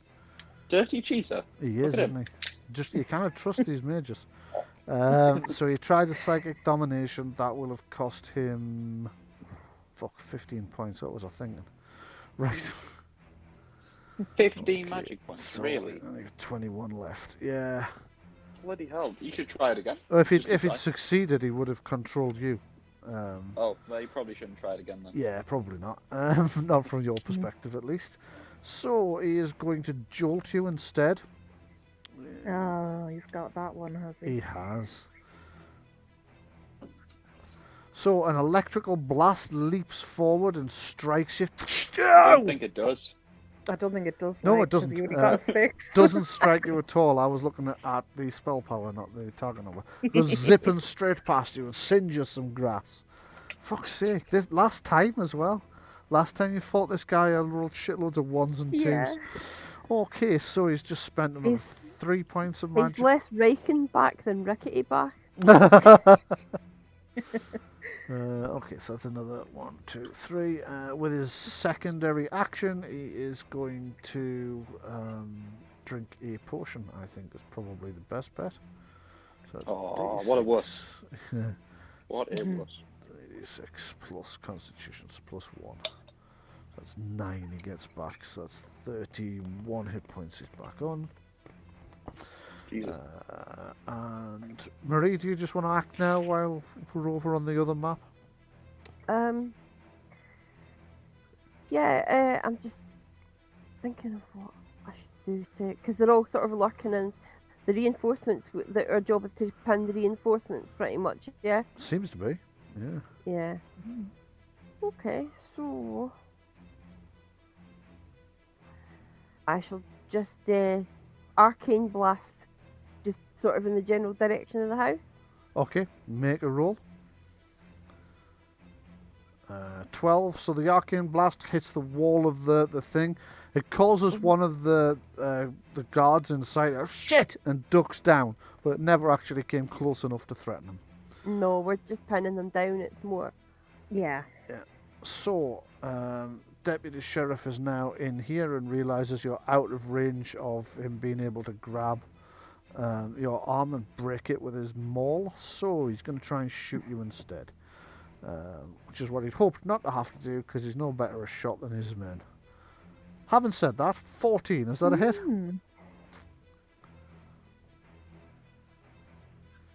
Sorry? Is that a hit?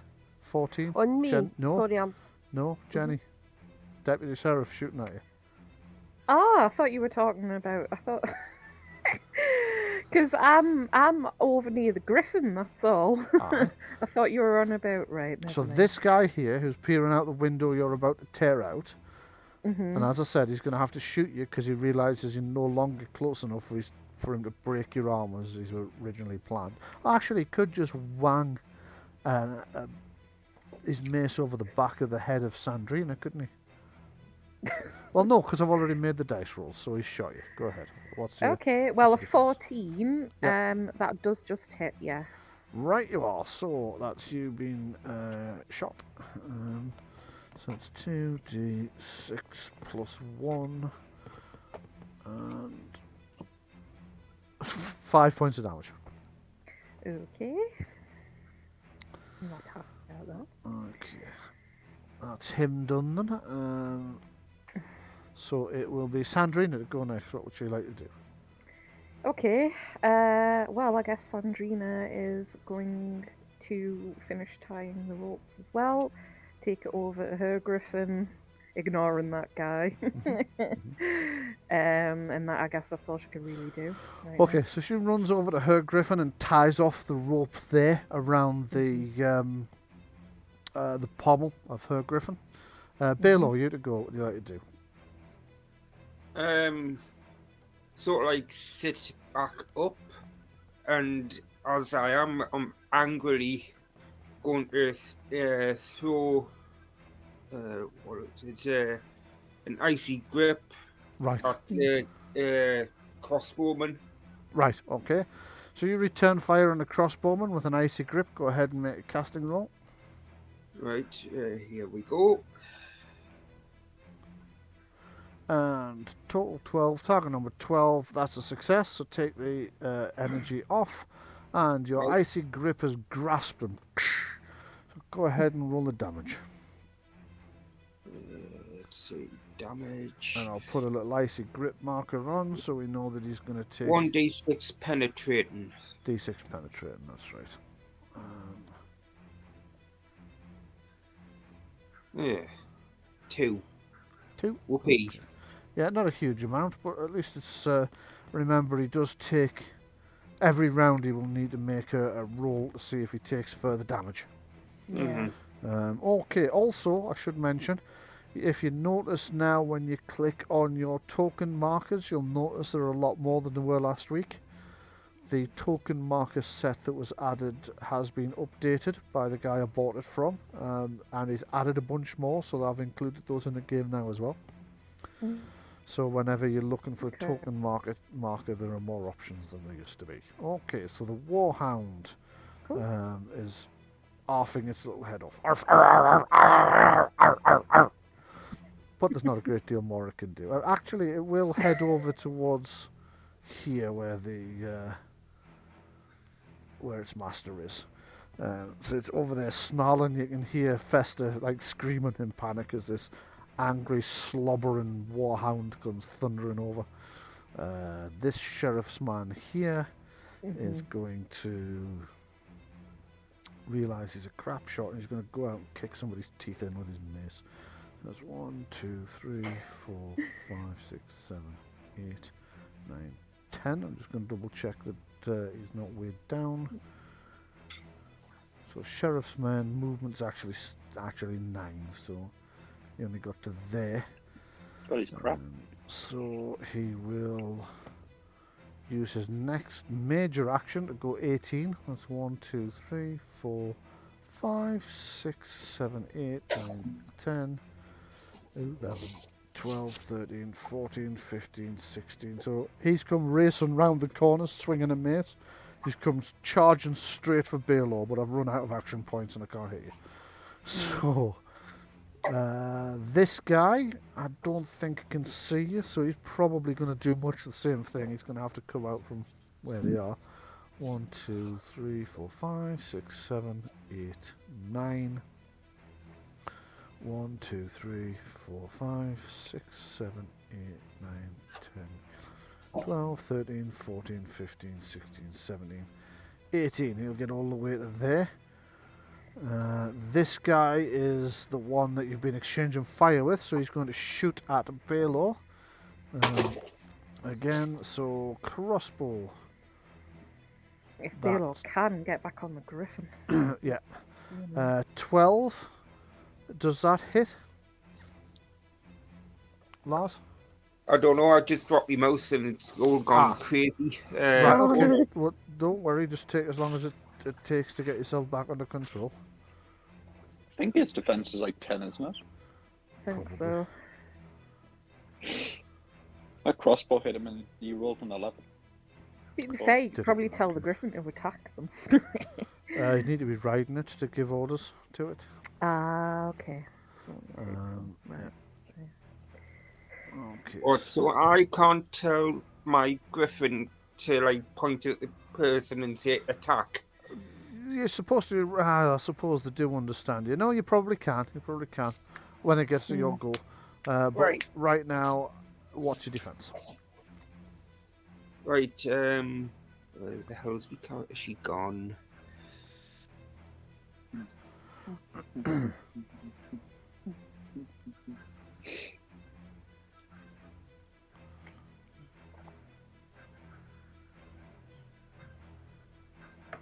What is it you wanted to know? Your defense. 10. 10. Okay, so he's definitely shot you again. So the second crossbow bolt has done 11 points of damage. Oh my god. Oh, Jesus. Good job you've got a healing potion. Yep, and there's an enemy it's really in hand. fucking you up. Remember, I've got Puppets of Fate. Good point. Yes, you have. Yeah.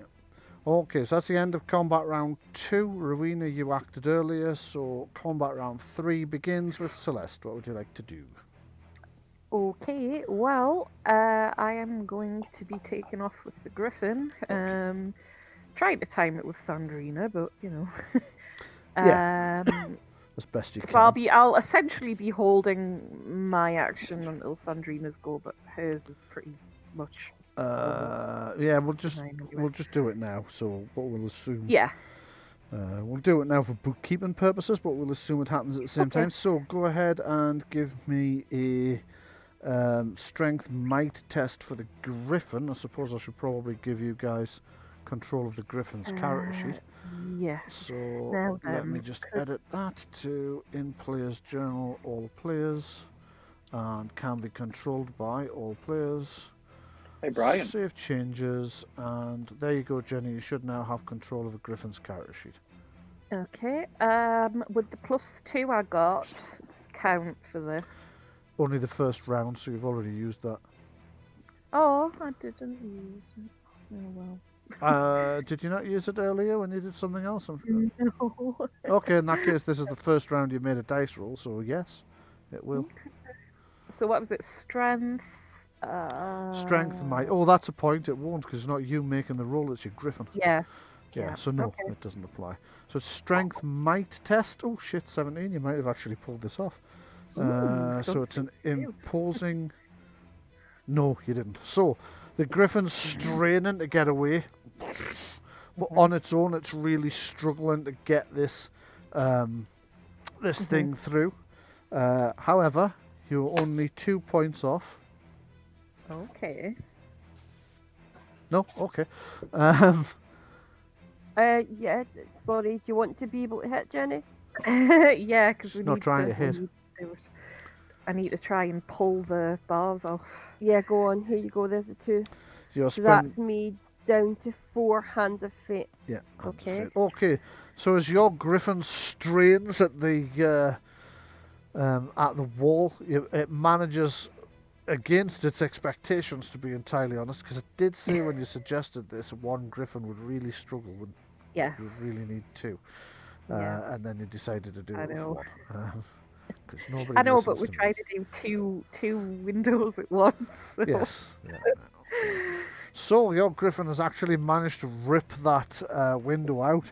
It comes bouncing out with a clatter, and the griffin it has surprised itself. Have you taken off with the griffin, or is it on the ground?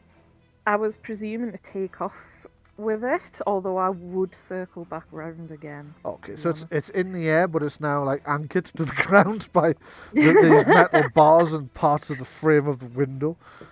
Yeah. It doesn't seem to like the experience. Give me a dexterity riding test, please. Okay.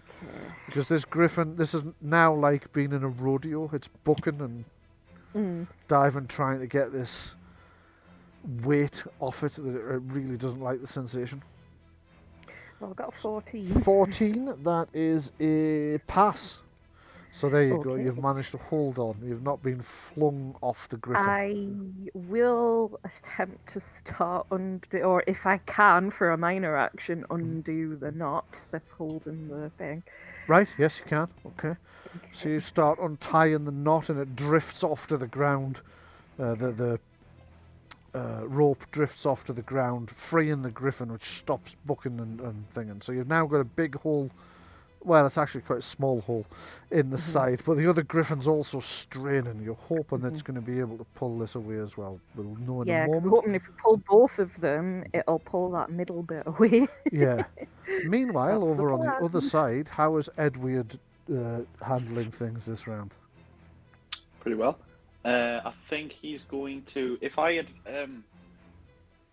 So the murder holes, are they on the ground floor? Are they on the first floor? They're slightly higher than what you would imagine as the ground floor, but they're not all the way up to the first. So you imagine there's some kind of raised platform inside.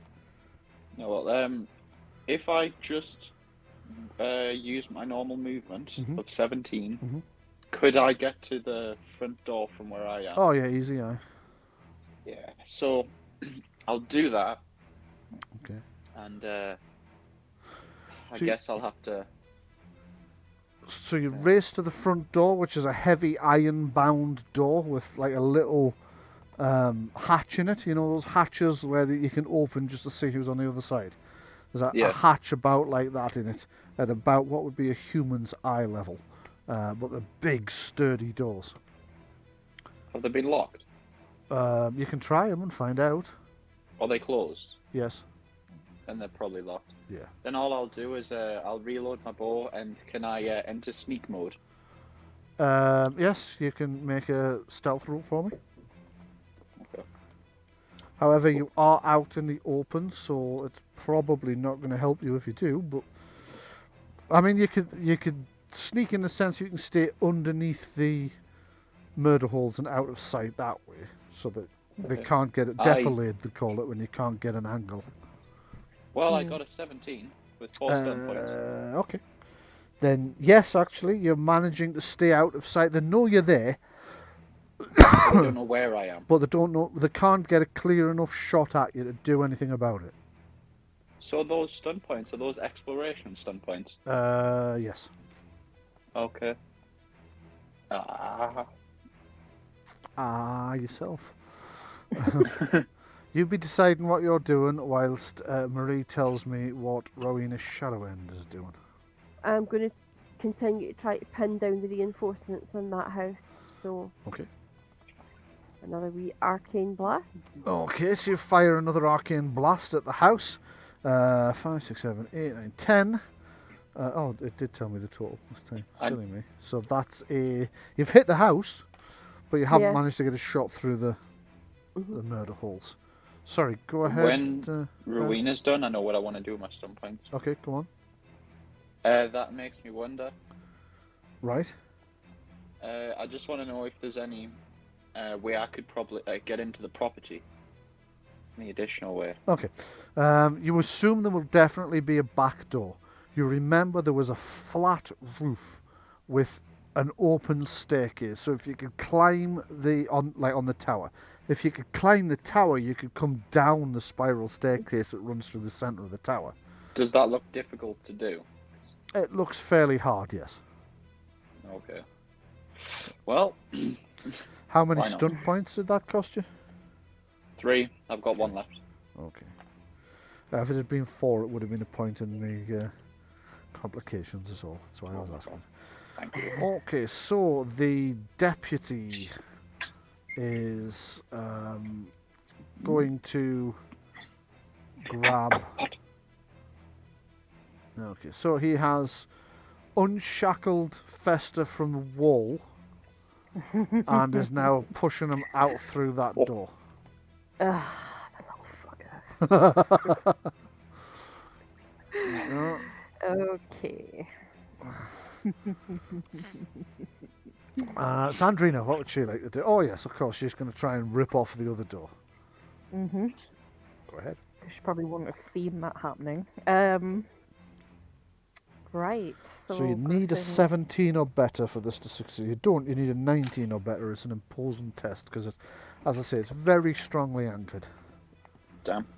It's a high roll. 17. 17. So that's a fail by 2. Well, Marie? Nope. I'll Nope. give you the well, 2 points, then yeah. 2. 2. So I've only got 2 left in Hands of Fate now. Okay, so that's both Sandreena and Celeste have managed to rip the windows out. There is a little bit of damage to the adjoining wall in the middle. You think, you think somebody could climb in or out that way now. The central, like between the 2 cells, is damaged. Mm-hmm. So you might be able to kick through and make enough of a space to get through. Might. Mm-hmm. You can't guarantee it. There's also a risk that anybody trying it might get stuck because it's, Okay. not a very high gap. There you go. Well, I'm High wondering roll if to that. I arcane blasted it might help. So we'll see. Well, you could do that now because that was a minor action because it was your Griffin doing most of the work. All you had to do was spur it forward. Well, it's Sandreena though. She doesn't have arcane blast. Oh, very good point. No, she It's doesn't. Celeste who does. It So does, I'd yeah, have to it wait kinda till does. my. Wait, would turn. she not? But she has the magical thingy. Would she not have that as default? No, No. she's not. Really? She's Not not a mage. mage. She's a magic dabbler. She's a different thing. Ah. Mage Is is it- character class. Magic dabbler is a specialty of somebody who isn't a mage, so they can get a couple of spells. But Is it possible if she doesn't take off with her griffin to get the griffin to attack that bit in the middle? Possible, yes. Give me a. Well, the Griffin couldn't do that this round, but in future, if she passes a, I keep wanting to say piloting roll, riding roll, she can convince the Griffin to do it, and then it can start making attacks. Yes. Yeah, because as far as we know, they're not. Like, we don't know what they're doing with the prisoner, although that obviously was a possibility, but we can deal Yes. with that. Yeah. So. They really needed for this to work a little bit faster than it did before they could react, but the deputy was kind of... Had he stayed at his position and just shot at you the way I almost had him do, then this would have been much more successful. Fortunately for him, at the last minute he thought, no, I'd best close the distance. So Balore, it's you to go. What would you like to do? Right. Would it be a minor action to tell my Griffin to attack this sheriff near the wall? Yes, it would. You would need to make an animal handling communication roll for that. Oh, balls. Had you actually been seated on the griffin, you would need a dexterity riding roll. I'm still trying to say piloting. Is it possible Balore, if he passes a perception, could potentially see Festor being moved through the window? He's probably a bit more concerned about the big brutish guy with a fucking maul Yes, trying well, to cave his fair skull enough. in, I should imagine. What we will do, though, I'll buy you a little bit of time to think about what you're doing. The sheriff's man needs a saving throw, doesn't he, against your... Mm-hmm. So what saving throw is it he needs? Is it willpower, self-discipline, or is it constitution stamina? It is. I believe it's willpower, but I'll just double check. Yeah, no problem. Icy grip.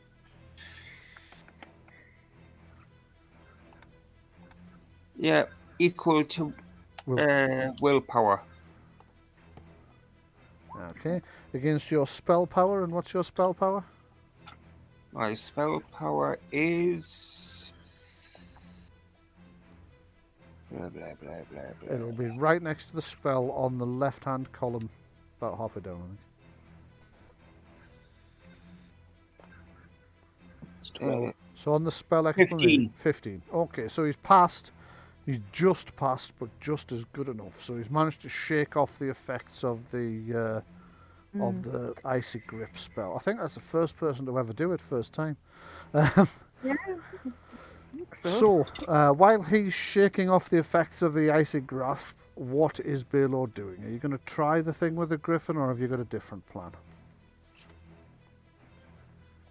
Or just point to that bloke and shout at the griffin, attack. Okay. Give me a communications animal handling test, please. The griffin's smart enough to know roughly what you mean, but it doesn't know you well enough to think of you as its master, so you failed. The griffin just looks at you as you go like, attack him, and looks at him, and looks back at you, and looks at him, and just stays where And it is. then my major I mean, you could try and thing. get on it.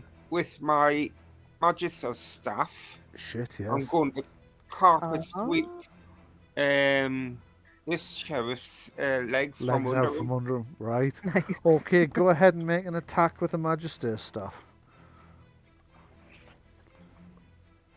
Oh. Balore has not been rolling well tonight. He hasn't, but that Oh, might actually be no, it's not. It's a miss. It's a By miss how much? by. Let me just have a check. 2 points. Right, you can have my last two hands of fate. Last 2 hands of fate. So, as you sweep, you realise, ah shit, I'm short. But the guy lunges forwards, not noticing what you're doing, trying to cave your skull in because he's seen you like duck down. So, not watching his own legs, he's instead thought he's seen an opening and gone for you. And your staff whack right across his ankles. Roll the damage, and 1 point of the damage is penetrating. yeah. Ooh. Okay, so that's 1 damage he automatically takes, ignoring his armor. That leaves 8 points, which are affected by his armor. The sheriff's men wear 2 points of armor, so that's another 7 points of damage he takes. Decent amount of Minus damage. 7. Yeah. So that's hit him. Also, I think because. No, I'm wrong. It's okay. So you didn't get any stun. So you've hit him.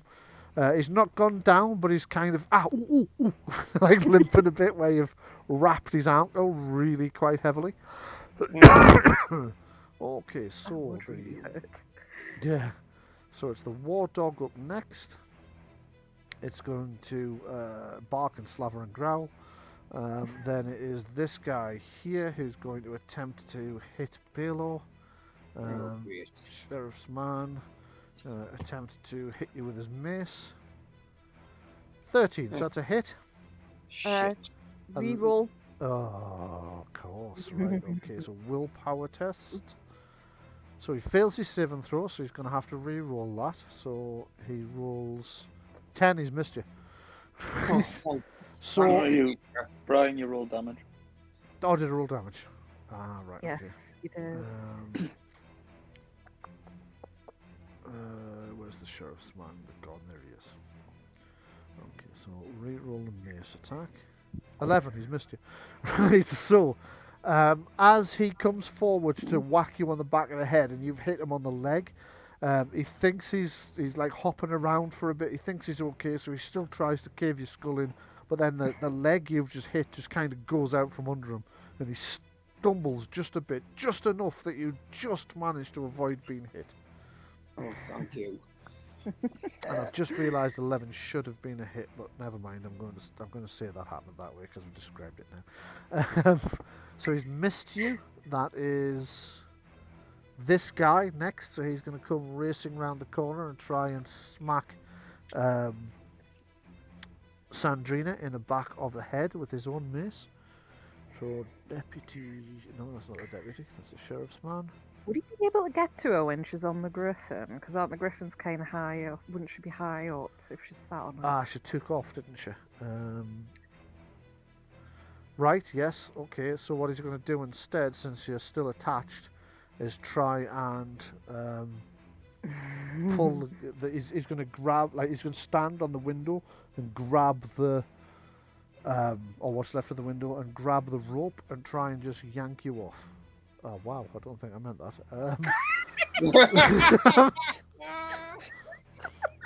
This is no time. How rude! Okay, so that would be a strength might test versus the griffins. So would you like to try and roll for the griffins' strength might, please? I mean, It needs to beat 14. well, it certainly beat that. It did. So he's trying to pull the griffin back down to the ground and force you off the griffin. The griffin, however, it's not managing to gain any height, but it's not losing any either. So that's that sheriff's man done out of use. So this one, right, he figures that you've got this handled. So he's going to come 1, 2, 3, 4, 5, 6, 7, 8, 9.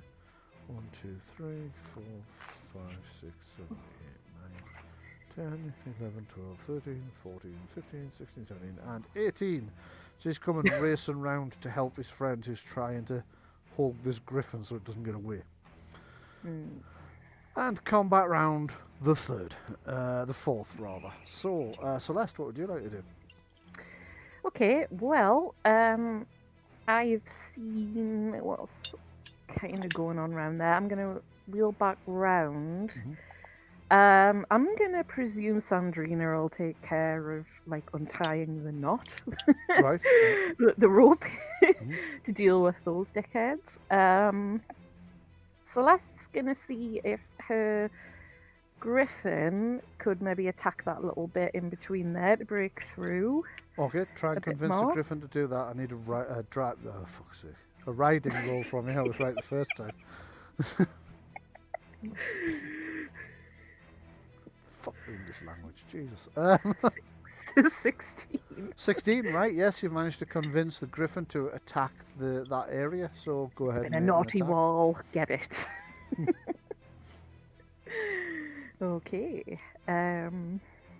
If that breaks through, then I might go about landing the griffin then and getting off, if that works. Well, it's going to have to come down to land anyway in order to do Right, this. yeah, I suppose that's true, isn't it? Yeah. So go ahead and make Can't your really attack. hover, can it? So, Not yeah. really. No. Okay, how much did that do then to the wall?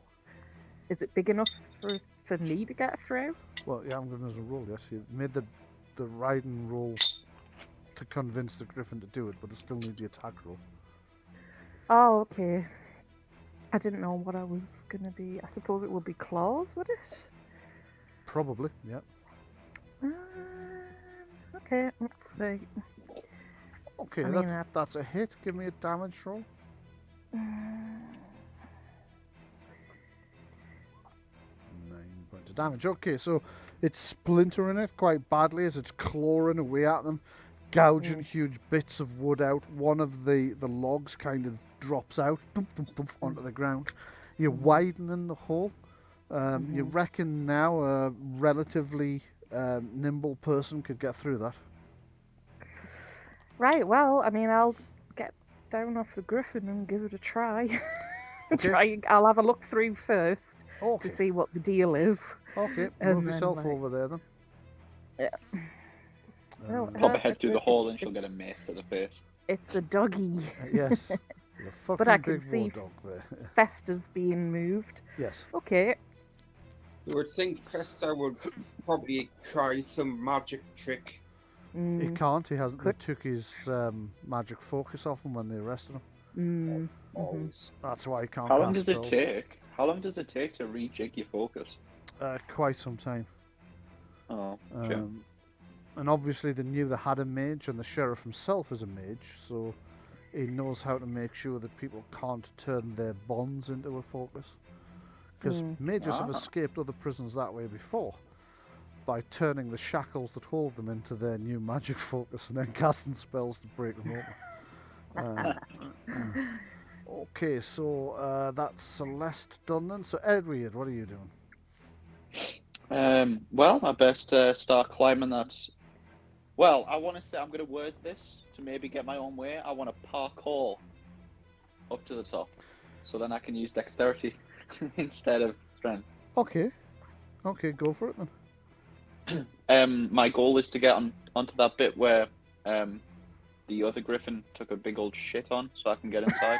Okay, yeah. So it's much harder to parkour up this than it is to climb, so I'm making this a formidable target number of 17. Oh, can I climb instead? Yes, you can. So climbing without climbing gear is still quite difficult, so it's hard. That's 15. Oh, fuck me, I'm just gonna parkour. I'm going back to it. I may Make as your well fucking try. mind up.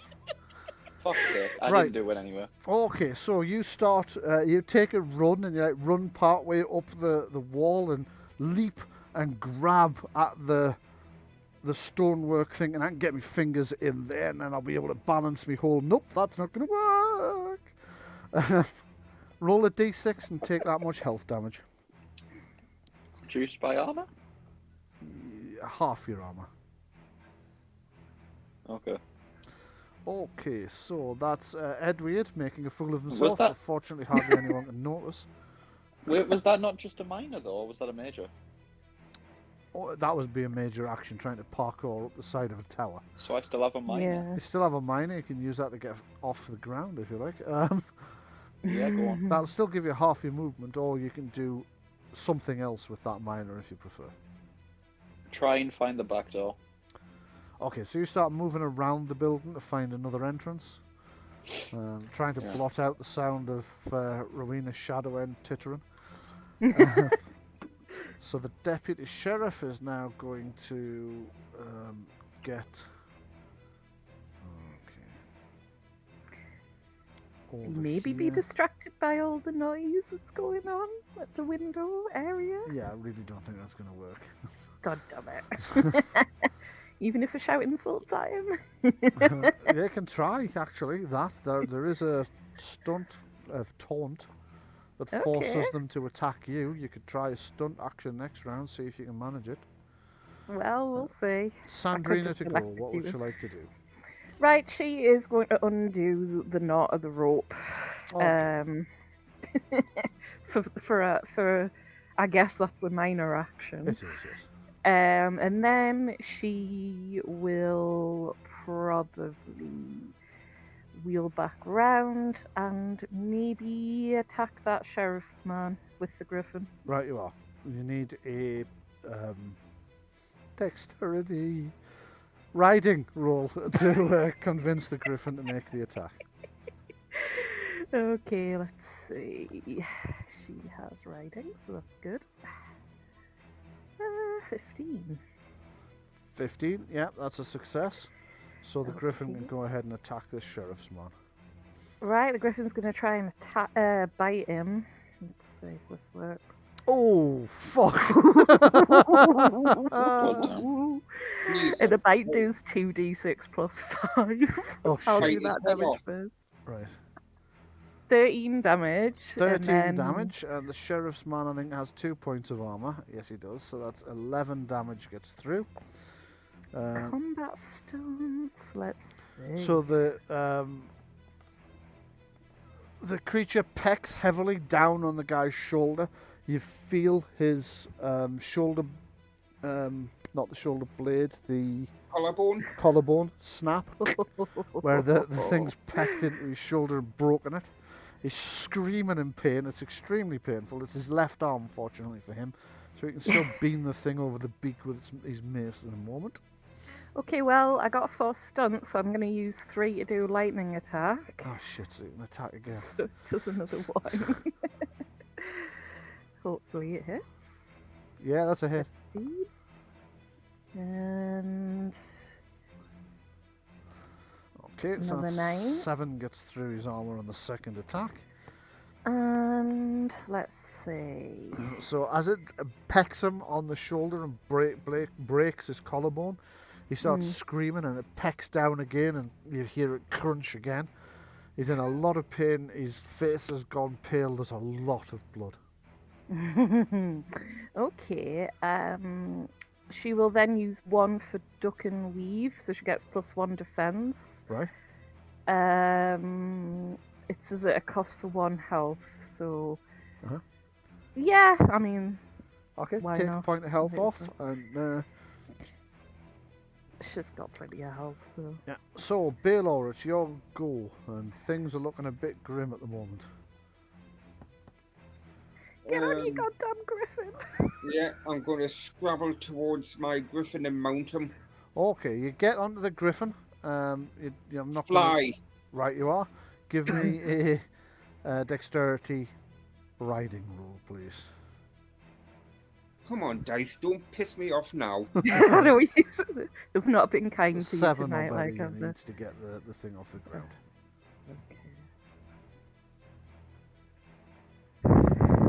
Come on. Anytime you're ready.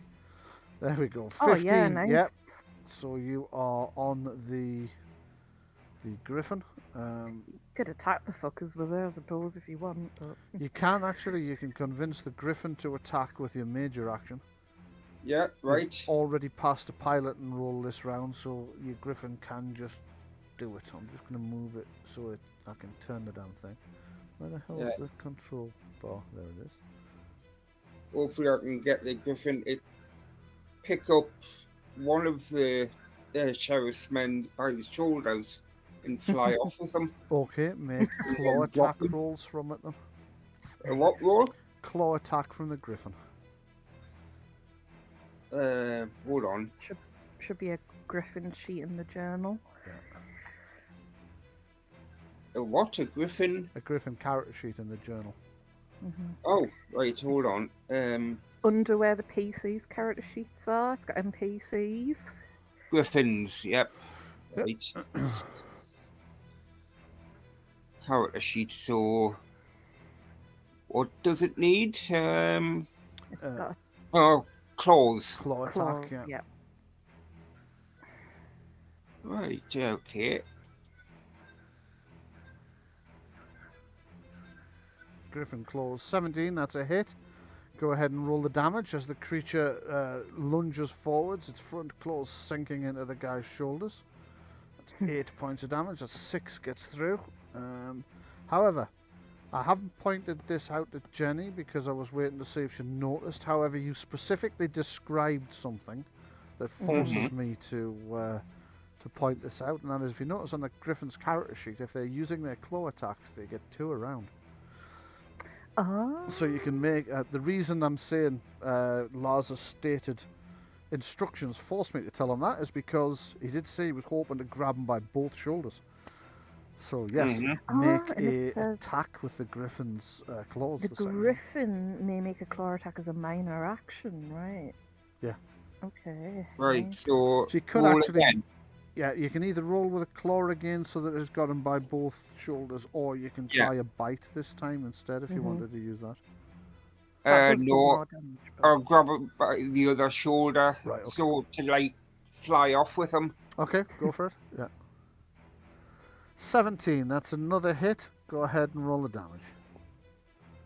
6 points of damage, that's 4 gets through his armor. So, the Griffin currently has this very badly injured sheriff's man. It's got its claws in both his shoulders. He should now be able to pick him up and fly off with him. Right. Up. Right, yeah, you up are. and then drop it. Just say up and drop. Right, you are. He takes off up into the air. He's used all of his actions now, though, so he can't then drop them. So that he's Right. in the air with the guy screaming and dangling from the Griffin's claws. And it is the Warhound to go. So where Celeste's looking through the gap in the thing, the Warhound is now going to try and bite her face off. Slobbering doggy attack. 13? Nope, misses. Right, you see I've- this, I've got these that. jaws, "Arr!" and you dive back just in time as this huge slobbering warhound tries to clamp its jaws on your face. You can feel your heart hammering in your chest from the fright you got from that. Okay, so this guy that your griffin's now got is going to try and hit it with his mace. Sheriff's man. Going to try and hit it, and he's going to try and force it to the ground rather than do damage. So he's going for a stunt attack. And he's fucking missed. Narrowly missed, but it's a miss. So he's flailing around madly, but he hasn't really got very good control of his shoulders because obviously they've been punctured and they are bleeding heavily. The guy that's over here fighting Celeste is also going to make Sandreena, sorry, is also going to make an attack, and then he's going to run away. So he's going to try and bean it across the head and then run for it while it's stunned. That's the plan. 21 Jesus, with 6 points of fucking stuns. Christ. So he's hit. He's going to do a lethal blow for an extra 2 dice of damage. And then he's got 1 point of stunts left, so he's going to drive it back as well. So What's first of this? all, the damage. What's he attacking? The griffin. One of the griffins. Griffin? Right, I'm going to make him re-roll then. Oh, Don't hit the birdies! He's failed his saving throw, so he's going to have to re-roll that 666. It's a fail. And now he's Oh my missed. God. That is amazing. That was That is so excellent. good. Yeah, so I'll just take point off. No, Right. not hit the birdie. Not now. So as he gets his mace ready to like smack the creature in the face, as he does, he's already turning to try and run, and his feet just go out from under him. He slips a bit. The mace goes right underneath the bird's chin, missing it by what, centimeters, before he just thinks to himself, "Fuck this," and runs. So it's 1, 2, 3, 4, 5, 6, 7, 8, 9, running into the guy coming the other way. So the guy coming the other way is going to have to go round him now. 1, 2, 3, 4, 5, 6. Well, they're not crashing into each other. 9. No, he manages to run past him, but doing that has cost him enough distance that he can't reach Sandreena this round. So that would be Marie. Have you done anything this round? I can't remember you. No, I have not. What would you like to do? I'm going to cast Hands of Fate because I'm out of it. Right. Okay. Go ahead. Bryan. Sorry, I've had some trouble with my internet, so I'm just reopening my character sheet. I wouldn't care, but I was the one that said, you know what you guys really need Yeah, I know. is a Fate Mage like 14 times during the Feywild campaign. So when we started this campaign, Marie was like, I'm going to take a Fate Mage. Now I'm like, do you know what you guys really need is to not have a Fate Mage? Yep, you regret it. Nah, not at all. I love the way the Fate magic like completely skews the Yeah, fight. It's really fun. it's fun. Yeah. Okay, so that's a pass, but this time you've only scored 1. So you... Oh, hello. The APIs have just woken up. Yeah. For some reason, the teleport menu's just opened. Hello, I'm a thing. Yes, I know, thank you. No teleporters anywhere near here. Okay, so you only got 1 in the Hands of Fate dice roll, but you get +1 for that, so that's 2 points in your Hands of Fate. And I've got a stunt point, haven't I? And you do, well spotted. I hadn't noticed that. Yes. Yeah, it's probably not enough for much of anything, but I'll... You are thinking at this point it has taken the assault team a hell of a long time to do this smash and grab mission, and you're not sure how much longer you're going to be able to hold these reinforcements from just making a dash for it. Yeah, there's nothing I can really use that point for because there's no point in putting powerful casting because that's a hand, not puppets. Yeah, So that's right. Okay, so Celeste, it is you to go. Right. When I'm looking through here, aside from the big fucking dog, can I have the jail cell doors been left open, or Yes. this one been left open? That Right, one's okay. been left open, yeah. Okay. The top Can two I? are actually both open.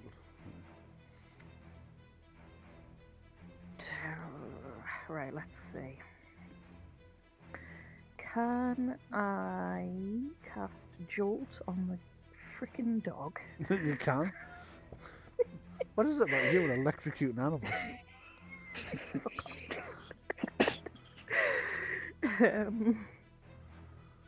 Yes, that's a pass. Yeah, so you fire a small electrical charge at the dog, which yelps and shrieks in pain.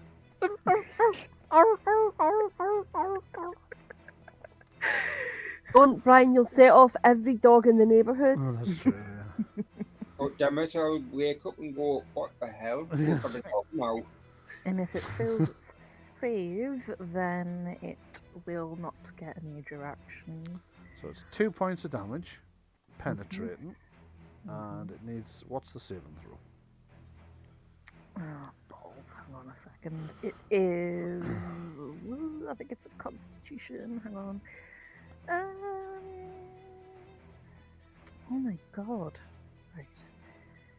I know this, but I just can't. Yeah, willpower test. Willpower. Says they lose test. an action if pass. Hang on. This has been changed. Right. Lightning bolts. A target that makes a successful constitution stamina test versus spell power only takes 1d6. No, you're reading the wrong damage. spell there. Yeah, this happened the last time. It's got the wrong description on Jolt.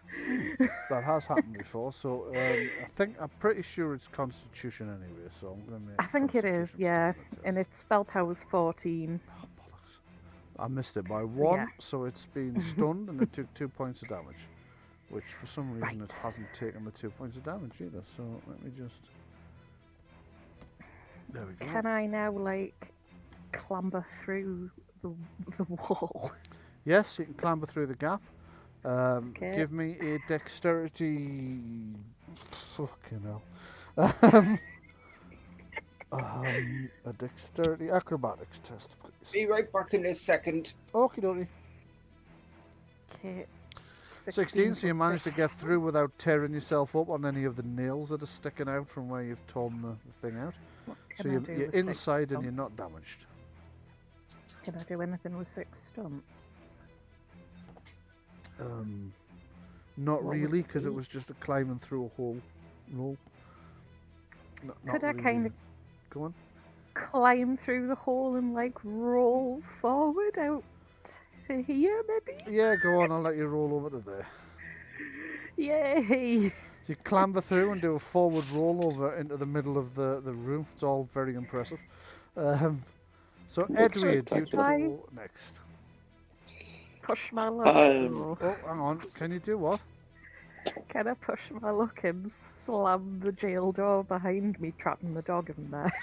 You can slam that jail cell door, but don't forget that it can still get out of this one because this adjoining wall was damaged when you God ripped damn the it. thing out. That's how you got in. Right, okay. Also, it could go out the way you came in. So. I'm back.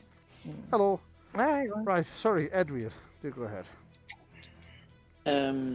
I'll continue to look for a back door. And then Okay. if I find one, As you I'll, continue to look for another door, now that you've dashed round the corner, the sheriff and his men come charging out the front, and hurtling down hurtling across town to try and make it over to The where jail. can the I jail. make some kind of test to see if I hear or see them? Yeah, give me a perception hearing test, please. Nope. Nope.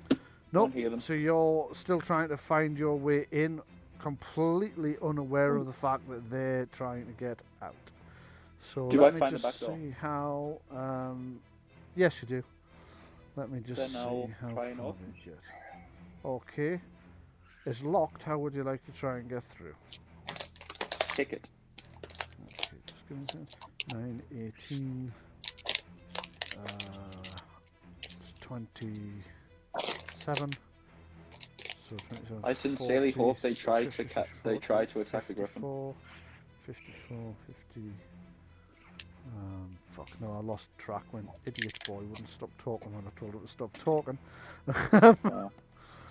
Go on, tell us what you were saying. I'll do the maths afterwards. Go on.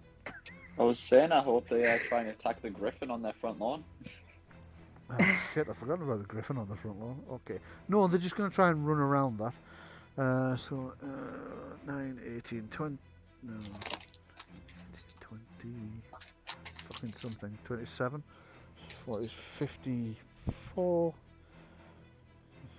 17. Okay, it's going to take them 3 rounds to get to the jail. So on round. What 5? We're on 5 now, so on round 5 to 8. On round 8, they will reach the jail. So I'm just going to add. Sheriff arrives at jail, and that would be a -1 countdown.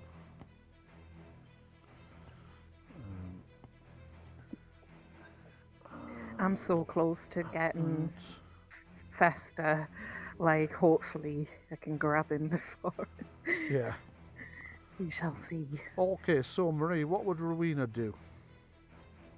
Can I see the sheriff and his men all trying to get out of this? Yeah, they've just Nice. burst out the front when he went round the back and have gone charging down the hill. Right, I'm going to try and aim a thingy, arcane blast. Okay, yeah. So you come screeching out of the sun from behind them and blast an arcane blast at their party. Go ahead and make an attack. Who were you aiming at? The sheriff or one of his men? I was just at the crowd of them. I wasn't aiming at anyone in general.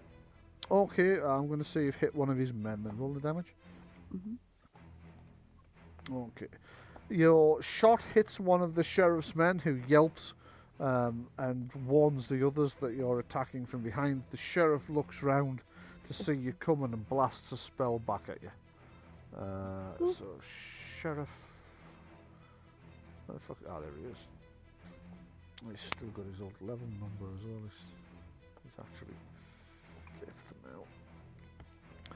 Okay, so let's have a look and see what horrible magic spell he's going to unleash on you. Right, I know what he's going to do. He's going to try a lightning flash to blind you so that his guys can get across the 14. So there's a sudden massive poof. Is there though? Oh. Well, let's find out. So first he gets a saving throw against your spell power of 14. Passed it. So yes, there is. Okay, so there's a massive blinding flash which Rowena's looking straight at when it goes off, as is your griffin. So let me just see what happens to you both. Also, I need to take one off your thingies of fate, don't we? Okay, so where was I? Jolt, lightning flash. You invoke an arc of lightning that flashes between your hands with blinding brightness. Anyone within... Actually, 4 yards is a bit close. It's okay, I've got stuns. I'll use them to extend the range. But that explains what the... do I though? Marie? No, you need to do the saving throw again. Yeah.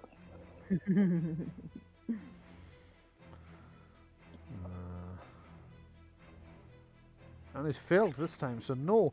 The blinding flash goes off, but it's not. He's too far away to have blinded you. That's amazing. Yep, so Sheriff Cack and Fuck has cocked it up again. He's spent another fuck ton of magic points for nothing. Let's just see. So Jolt, Lightning Flash, 3 points actually. So wonder why the town allows him to be the sheriff. So is it 3 stunt points he's got? No, he had 5, but he was going to use them all to extend the range. Now he can't. What would you want to use them for instead?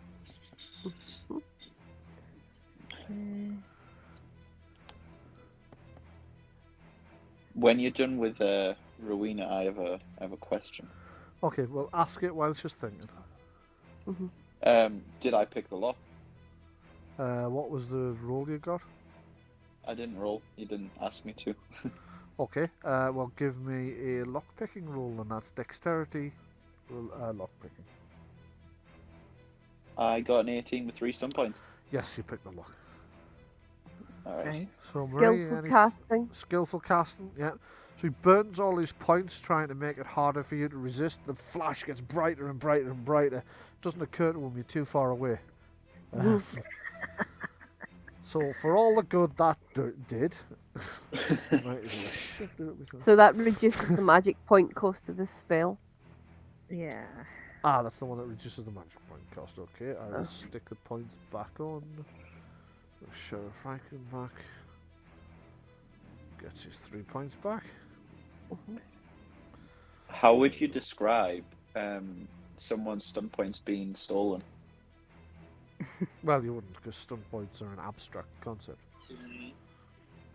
So, all that's happened is he has made bad decisions, surprise the fucking prize. Yeah. Which he's been pretty much doing since the first time you met him, really. So Everyone just keeps him as a sheriff because he's a good laugh. Yeah, That's so why, that's Sheriff Chucklefuck done. So it's over to the deputy sheriff, who seems a bit less like a total knacker. So let's see if he can do something useful. Realizing you're coming, he's going to shove Festor over this. He uses Festor's face to wipe the pots and stuff that are on top of this little chest, and then he like pins him to that and raises his mace above the back of his skull and says, "Back off and leave, or I'll cave his skull in." And then he will hold his action. Sandreena, to go. What would you like to do? Well, Sandreena is trying to attack this guy again. Okay, go for it. So she'll go over there. Does the griffin not go with her? There you go. Right. And it will be a griffin attack. Okay. And it will be biting. It will be biting. Okay. Go ahead, bitey the griffin. That wasn't the best bite. 11. I think that might still be a hit. Okay. So Sheriff's Man, defense 10. Yeah, it is. Ha ha ha ha. Right. I think I rolled the right thing, didn't I? Yeah, I did. That's 14 damage. So 12 gets past his armor.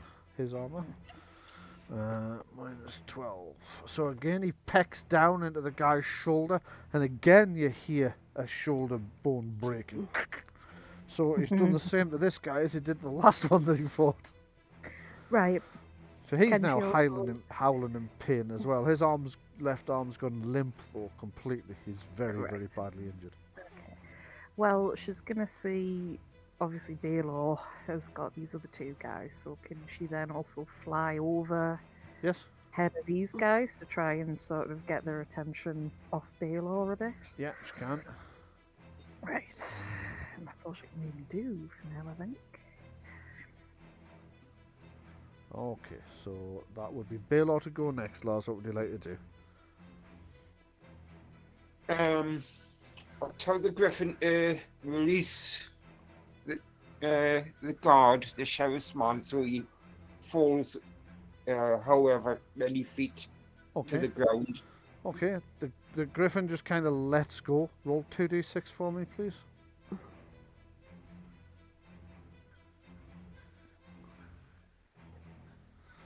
Right, he tumbles to the ground. Ah! Thunk! And then lies still. That's one down. What else would you like to do? That was a minor action. I'll say, I'll direct. No, I'll take a healing potion. Okay, cross one of your healing potions off. Roll 3d6. Add your constitution That's how many health points you get back. Okay, 3d6, you see. 3d6, yeah. Meanwhile, it is now Bitey the War Dog, who gets only a minor action. So he's going to recover from the jolt, if I can find the jolt marker, there it is. And run over here. Shut up, you can't bite me. But he's run out of actions, yeah. So this sheriff's man's dead, so I'll take him off. This sheriff man's running for cover. So 1, 2, 3, 4, 5, 6, 7, 8, 9, 10, 11, 12, 13, 14, 15, 16, 17, 18. So he makes a major action to get in there. And that's him done for the round. Then this one's going to do the same. So 1, 2, 3, 4, 5, 6, 14, 15, 16, 17, 18. He's going to have to do a minor action as well to get inside, and then between them they barricade the door. So it's combat round 6. Up to there, and sheriff's men are now only, sheriff's reinforcements are now only 2 rounds from arriving. Celeste, here you go. Right. This smash and grab's become the slowest smash and grab in history. Well,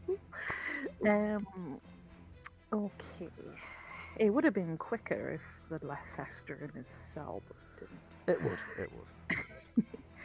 Right, well, this fucker's threatening to hit Festor. I am going to, and I presume this is going to be quick enough that he probably won't be able to get a hit off if I cast Jolt at him. You're going to try and cast Jolt before he can use his held action.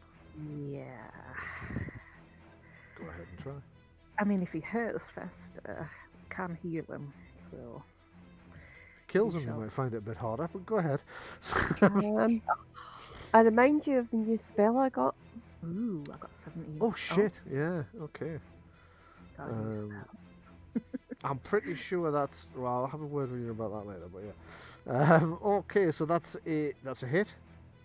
So you've jolted him. Go ahead and roll the... Well, you don't need to roll the damage. He takes 2 points of penetrating damage automatically.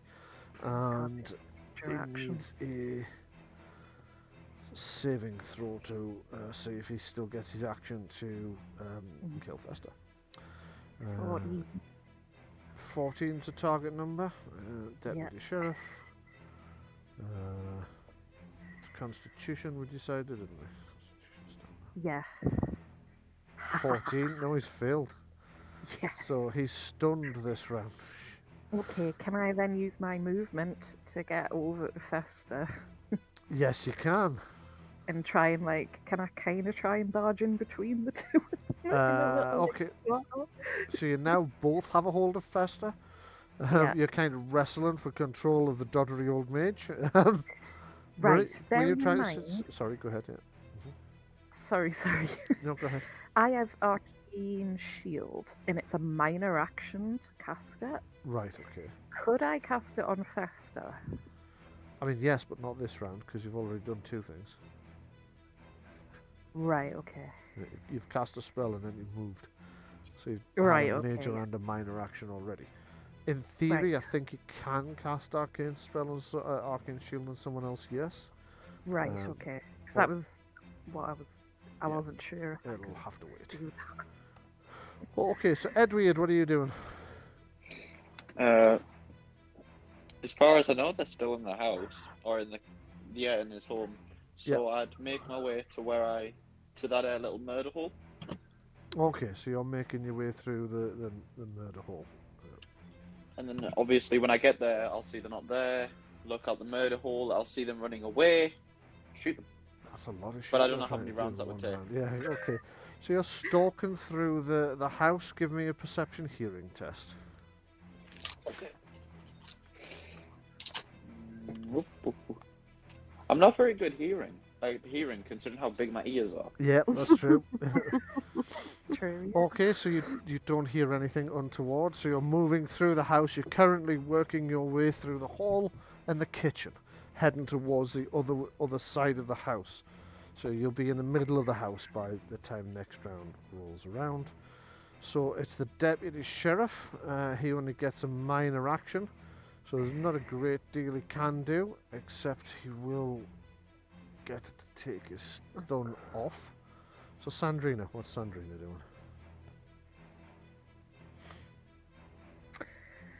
Well, there's the other guy's fucked off, hasn't he? Yeah. Right, let's see. Right.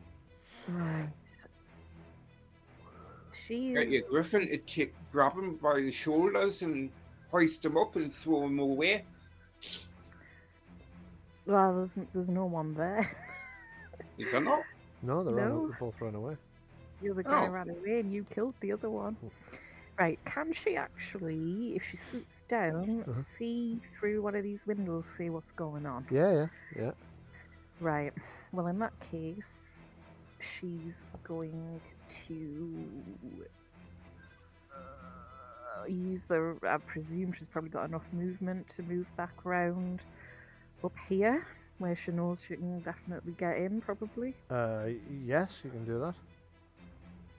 Because our plan is to go in and follow Celeste, essentially. Right, If she can Okay. see what. So you get round there and peer through. You can see Doggy barking and snarling. You can see Celeste and one of the sheriff's officers are wrestling over Festor, who looks very, very badly. Not wounded exactly. It doesn't look like he's been like beaten or anything, but he looks as if he's been neglected. He's not been feeding him properly, so his health's very low. More because he's kind of starved and dehydrated. Okay.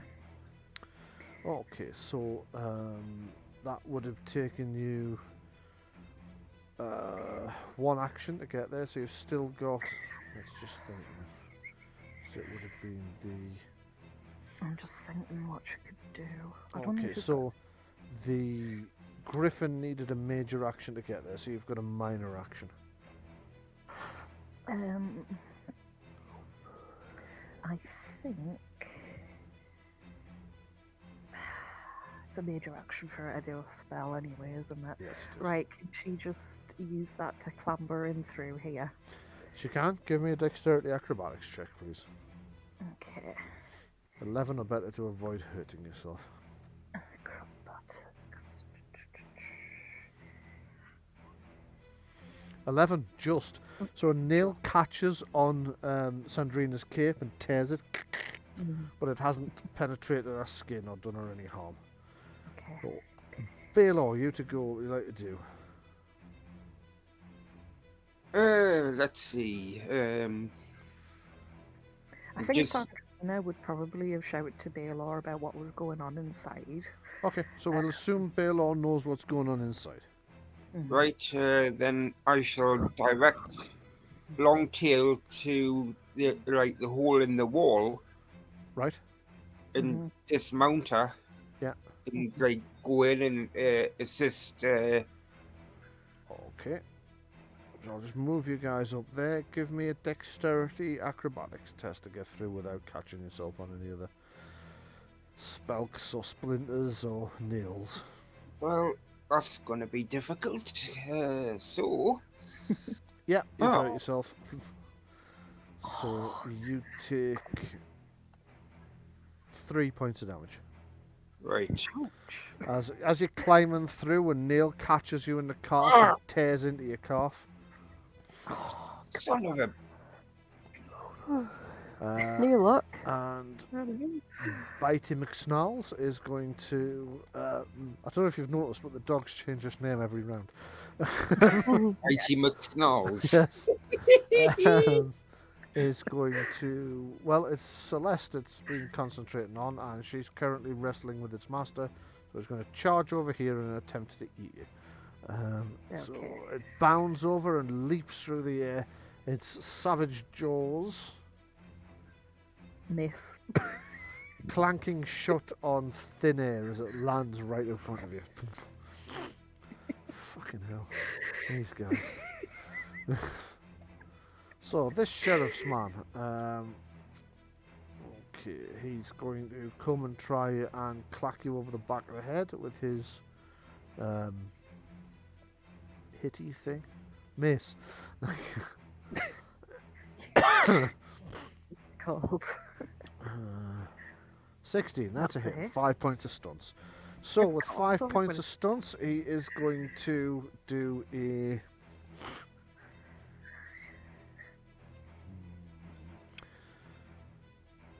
Oh, God, right, okay. Okay, I'm going to make a lightning attack. And I am also going to skirmish you away from Festor.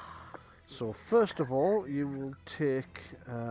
Actually, that should be 14 because I rolled them all, and he's actually using his mace. So it's 15. Sorry, not 14. It's one lower anyway. And do you know, really, I can't figure out why it's one lower because it shouldn't be. Never mind.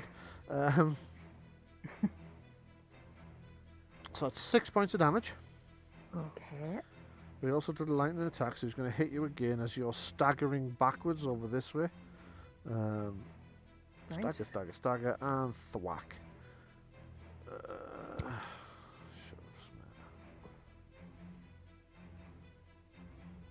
And I think that's a miss.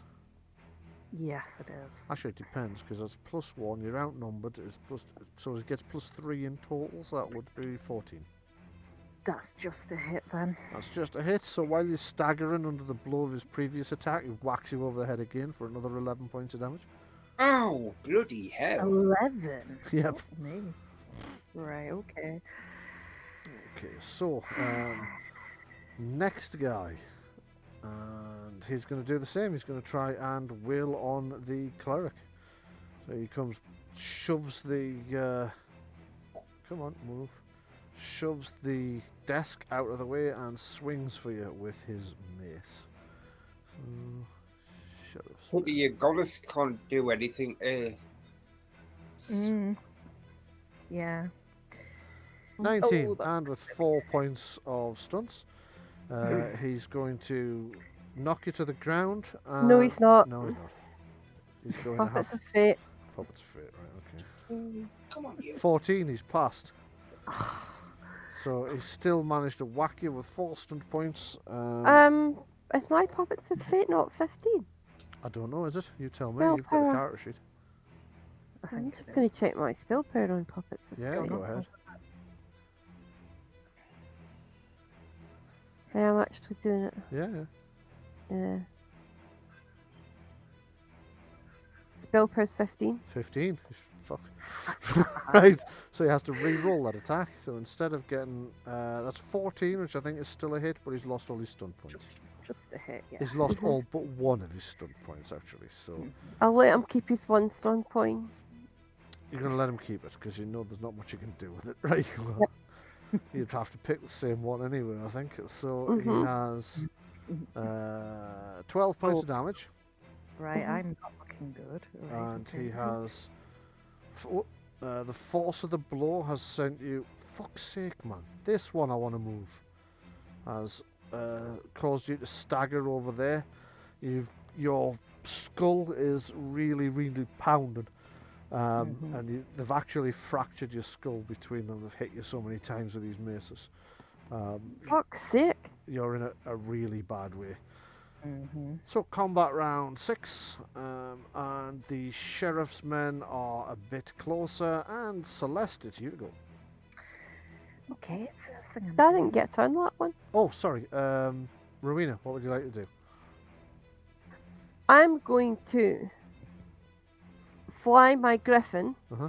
to attempt to intercept the sheriff's men before they reach the jail. Just, that kind of swooping stuff that you do to frighten people. Okay, right you are. So your griffin swings in, and make a fucking hell. I wanted to say pilot and roll again. Make a dexterity Right. riding roll, please. Okay, so it sweeps low over the heads. They all duck and stay down for a little bit too long, as they've now lost a round's worth of. And also, is that a minor or a major? That would be a minor, so you've still got a major action. Okay. So that'll be a arcane blast then. Right, you are. You launch an arcane blast at them as you over the. You twist in the saddle Ooh. and launch one backwards. Oof! Right, it wham hits one of them. Which one would you like to hit? One of the guards or the sheriff himself? The sheriff himself, please. Okay, you've hit the sheriff with the arcane blast. What would you like to do with the 6 stunt points? Lethal spell. Shit. Okay. Go ahead and roll the Go ahead and roll the damage. Right, that lethal spell gives me an extra 2d6, yeah? It does, yes. Fuck, and you got 6 on your base damage. 16. Shit. Right, okay. He's wishing he'd stayed in the house. Men called fuck's sake. Reichenbach. Men called Reichenbach. They should go in the house. I know, Some Monty something's- Python yeah, reference. yeah, Men yeah, called yeah. Romana. Something's just gone wrong here. Fuck. I meant to take 16 off and it's typed it in as minus 16. I need to try and remember what the hell points actually were. 24. But 16 off, he's got 8 left. Sorry, go ahead. Men called Romana say go in the house, yes. Men called Reichenbach. They go back in the house. Okay, I think he might have to. He's down to about 8 hit points. He's very, very badly injured. This guy has been fucking useless. 2 fights you've had with this guy. He has performed precisely as well as a slug on both occasions. Sending them back towards you, Edwyrd. Yeah, so Edwyrd, you to go. What would you like to do? Well, I still think they're in the house as far as I know, don't I? Yes. So I'd make my way to the where I last saw them. Okay, so you appear at the murder hole in the base of the tower. It's actually about 4 steps up. That was why the disparity in its height. And they're not there. You think, shit, where are they? Give me a perception seeing roll, please.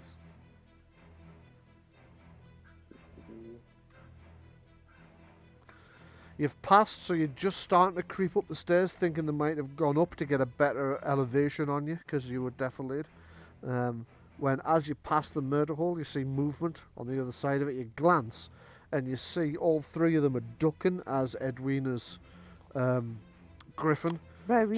Rowena's griffin strafes them. As it strafes them, they all duck. Then she twists in the saddle and blasts the sheriff with a massive arcane blast, and all 3 of them turn around and race back for the house. They're coming straight towards you, but they don't know you're there. What are you going to do? Surprise attack. Yeah, that would have been a minor action because all I did was walk to the murder hole, right? That's correct. So I can still shoot them. You can, yeah. Yeah, I'll take a shot at them. Obviously on the sheriff. Obviously on the sheriff, right you are. Okay. Obviously. 18, that's a hit. Him. His dexterity is 0, so I'm assuming yours beats his. It most certainly does. So, only 11 damage to him. Only 11 damage to him, okay. Yeah. So, that being the case, describe how you bring Sheriff Reichenbach to his end. Ooh. Okay, so he's running towards the house, and I see him. Mhm. I draw the bow, and just before I loose the arrow, he sees me. He sees me, like he sees the arrow, like kind of glinting in the sunlight. Yeah. Just through the murder hole, Yeah. and you just see him go, "Oh shit!" before getting an arrow in his face. Right. Just as he starts to say, oh shit, he gets, oh shit. Thump. The arrow hits him square in the eye. It tears out the back of his skull. Yeah. He topples to the ground stone dead before he even finished the sentence. The 2 guards that were flanking him just drop their weapons and hold their hands out. Like sidelong, just forming like a cross shape. It's a sign of surrender. They do it this way in the Fallen Kingdom rather than above the heads. So they've dropped their weapons and their hands as far away from the sides as they can get so they can show that they're not drawing any more weapons. Mm. And then both of them kneel down in surrender. Hey, half a victory. Half a victory, yeah. So the deputy sheriff is now going to try and kill. How did it get my goal? Sorry? It was supposed to be my goal. All right, okay, go on then. It was Rowena's. Yes, because she hadn't had her go. Yeah, go on, have you go. Whiny. My healing potion. Can you use your healing potion? Right, you are. Very heroic. Go for it. Fuck off. Okay, that's 9. Just a second. Okay. And I am going to retreat back up here. Okay, yeah. But I can't do anything else I was wanting to do. Like, I can't. I'm too badly injured to really help now at the minute. Okay. So I'm gonna have to just wait for hope Sandreena and Balore can help in the meantime. Okay, well, Deputy Sheriff to go next. He was going to finish off Festor, but now you've retreated. He is going to... He thinks they're winning. He doesn't know the sheriff's dead. So he's going to shove Festor through you instead. And hold his major action. Sandreena to go. Okay, she is going to come in here. Did you see where he went? If you didn't, she didn't. Right, okay. Also, She is right, okay. going to... She'll attack this guy. Okay. Kind of injured. Yeah, I seem to have lost the ability to click on things. I should be able to select that guy, but I can't. Got him. It wanted me to be incredibly specific about where I clicked. Okay, go for it. Okay. And I've lost him again. Never mind. 15 with 2 stunts. 15 with 2 stunts, right? So you come racing around the corner and smack the guy with your, or rather Sandreena does with her sword, I believe it is. Yep, strong sword, 13 damage. 13 damage. Describe how Sandreena brings this, knocks the fight out of this guard, shall we say. Okay, she comes racing over. She sees he's not doing too well anyway, and just slices her sword down from his shoulder right down to his abdomen, and then sticks the sword in. Okay, so that's fairly gruesome. So she brings the sword straight across the front of him, slicing him open from the shoulder right through the abdomen, and then she drives the sword straight through him, the soft tissue of his abdomen. As he collapses to his knees, he's trying to speak, but he's just as blood gushes out of his mouth, and then he just expires with his head resting on with his chin resting on his chest, and blood tipping down the wounds, and then he slops to the ground. Ew. Well, you did it. So, Balore, what would you like to do? I'm following Sandreena, looking for Festor. Okay, so if you move in roughly where Sandreena, well, you can move in as you wish. Sandreena's not 100% sure where Festor is. This big black dog is still in the fight. Oh well. Can I belt the dog, whack the dog with me stuff? Yes, you can. Go for it. Talking about me and animal cruelty.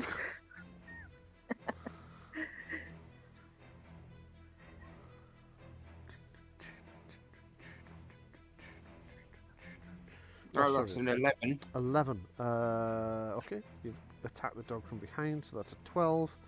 So the dog is 13 defense. So it sees you coming at the last minute and kind of scuttles sideways, turning as it does to snarl at you. And doesn't like that you have attacked it from behind, so it's going to turn. It's going to try and turn. I'm having more trouble with these. Wide fucking- load reversing. Would you fucking turn the fucking dog, you fucking fucker? The dog's just got squished. Yeah, I don't know what this is playing at. I can't manipulate these things properly at all at Yeah. the moment. So I'm Well, going to try Mind of its refreshing own. my game. So just bear with me a second. The GM has left anarchy. I can still hear you. So anyway, the dog is going to turn and try and attack you. So I'm just going to open the dog's character sheet and attack Balore with them as soon as I can. Doggy. Character sheet. Bite attack. Oh, I've no idea what I've got because now it won't move us up there. it's It is. his. It's definitely his. That's a You've hit. succeeded. Yeah. Yeah, so he bites, as you try and hit him with the staff, he bites you in the arm for 6 points of damage. Right. Jesus wept. As usual. Did you? Oh, right, okay. I've hold on. got 2 points of Puppet's fate left of you in a bad way, Lars. Well, I was at a max of 32. I'm down to 13. Right, I'll use one of them. Going to use a Puppets of Fate. Yeah. Yeah. Okay, so let me re-roll. Well, first of all, let me roll the dog's save and throw. Yeah, that's failed, so he's going to have to re-roll that attack. 13, that's still a hit. However, I'll have to re-roll the damage now and all, won't I? Hopefully it's less. It will be the lesser of the two. Yeah. So that was 4. I can't remember what the first attack was. 6. I've reduced the damage by 2, Yeah, Lars. you've reduced the damage by 2. So you only took 4 instead of 6 damage there. Thank you. Okay, so that's the dog had its go. So this sheriff's man's dead. Let's take him off. This sheriff man, at this stage, I don't think he's got much inclination to fight anymore. So he's going to back off and hide behind this table, kind of wagging his mace in your direction. Go, stay back, stay back, stay back. So it's the next combat round, and the sheriff's men are dead. What combat round was that, Brian? That was 7? 7, yeah. Did I get a go in 7? You get a go and then it's me at Yes. the end of you get a go at the end of a round and then the beginning of the round's me. So Yeah, it's so- rolling. Gonna take my griffin down to the hole in the jail wall Yeah. and get off. Okay, so you're arriving here as well, so I need to drag you over. So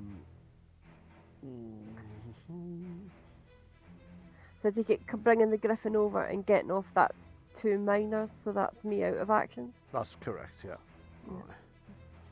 I'll not add another griffin there right now because he's getting cluttered, but we'll assume there's another griffin there. Okay, so it is Celeste to go.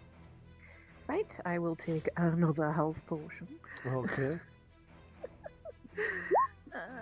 So that's 12 back. Okay, I feel a little bit more.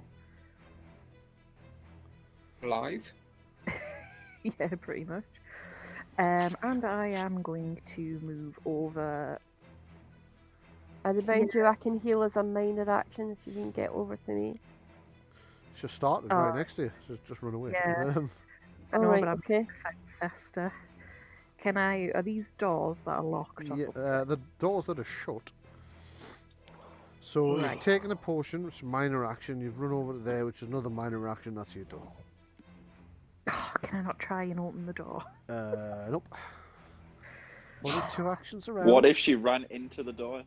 I mean, Then judging by yeah, you like, could how try much just it's running moved. into the door. If it's locked, you'll bounce off. If it's not, you'll burst through. Yeah, I'll give it a go. I'm just going to check you had enough movement. Oh, you would, because minor action. Yeah. You definitely have enough. Okay, so you've thundered straight through the door. Somehow you seem to have managed to embed yourself in the wall and not. Roadrunner style. Yeah, exactly. But you have managed to burst straight through the door, taking the deputy sheriff by surprise. You're now in the earth closet where the deputy sheriff has a barely conscious Festor and his mace. Since he was holding his action, He is now going to. He's either going to kill Festor or he's going to hit you. Should probably hit her. Yes, I think he's going to try and break your jaw with his mace. So, I'll now open or reopen, I should say, the Deputy Sheriff's character sheet. And sort you out for needing your third healing potion. I don't have any, so. Well, you're going to need one because fucking that's hell. a fairly hefty smack across the Ouch. 12 points of damage. Well, bloody hell. Well, if I get to you before you die, you're welcome to have one of mine. Free. Who's he attacking? Celeste. Me. Right, no, I'm going to use my last puppets. Use That's your me last out puppets of puppets. fate. Okay, I'll allow it this time, but really I could do with knowing that before the damage gets rolled. Yeah. So the No, that's the saving reason we're throw telling you first late. roll. Because it was a lot of damage. Well, yeah, that's the point. You're supposed to decide when the hit lands rather than go, oh, I'll wait and see how much damage gets done. Well, I'm not sure that I made that clear initially, which is why I'm allowing it. No. On this And also occasion. quite often you go, hit damage. So I Yeah, don't well, get I him. did that time. Okay, I mean, fair enough. If I don't give you the time, then obviously you can still go ahead. And he's failed his saving throw, so he needs to re-roll his macing damage. He's Oh, fucking his real. macing attack, rather. Still hit, not by quite as much, but he has still hit. We'll Less re-roll the damage, come on. damage, and you take whichever one is the lower of the two. Okay. So, It's the same. 12. It's the same. Same amount. Right, I'm gonna be. Shit. Right, okay. So the fates smiled upon you, but then they were like, actually, it'd be quite funny to see what happened. So, Edwyrd, it's you to go. Would it be quicker to run there or fly there with the Griffin? Because I'm really fast at running. What's your speed? 17. 17, so I'm going to have to do this friggin' maths again. Hold on, so it's 80 is the total distance. So you can do 17 as a minor action. You can do twice. 17! Yeah. Fuck's sake. Right, okay. You can do double that, so that's 20, 34. 34 is a major action. So in a single round, you can go 40, 51. So if you run, you will be there in 2 combat rounds. And if I use the Griffin? If you use the Griffin, The you've got Griffin. to get to the Griffin, which is a minor action, mount the Griffin, which is your second minor action, so there's your first round gone. Then it's going to be 2 rounds, Their whichever speed's way you only- do it. Oh. Oh, well then I'll just run there. You're just going to run, right you are. You just take off running across the hill to get down to the where the smash don't and grab suppose seems I'm- to have turned into a smash and dawdle. I don't suppose with the Griffin, when I run past it, I can say, follow me. You can give me a communications animal handling test, please. I think I should get a bonus because me and this Griffin are actually really close. We were talking about family on the way here. Oh, It was shut up. pretty cool. Communication, animal handling. That's did the you one, say? yes. Can I use etiquette? No, you can't, I'm afraid. Come over here, good sir. I got a 12. Did you really? 1 point shy of a pass. No, No. Oh, 1 God. point. I've got 2 Done. hands of fate, so you've passed. Okay, you've Got passed. 1 and hands of fate left. Griffin follows you. Swear to God. Thank you. Let them have Thanks. fate magic, I said to myself. It'll be fun, I said to myself. Okay, so Edwyrd, you're on your way. The deputy sheriff to go again already, is it really? No, he shouldn't get to go again. He's literally just He's gone. literally just gone, yeah, so I'm not quite sure how this has happened. Have you gone That yet? sheriff.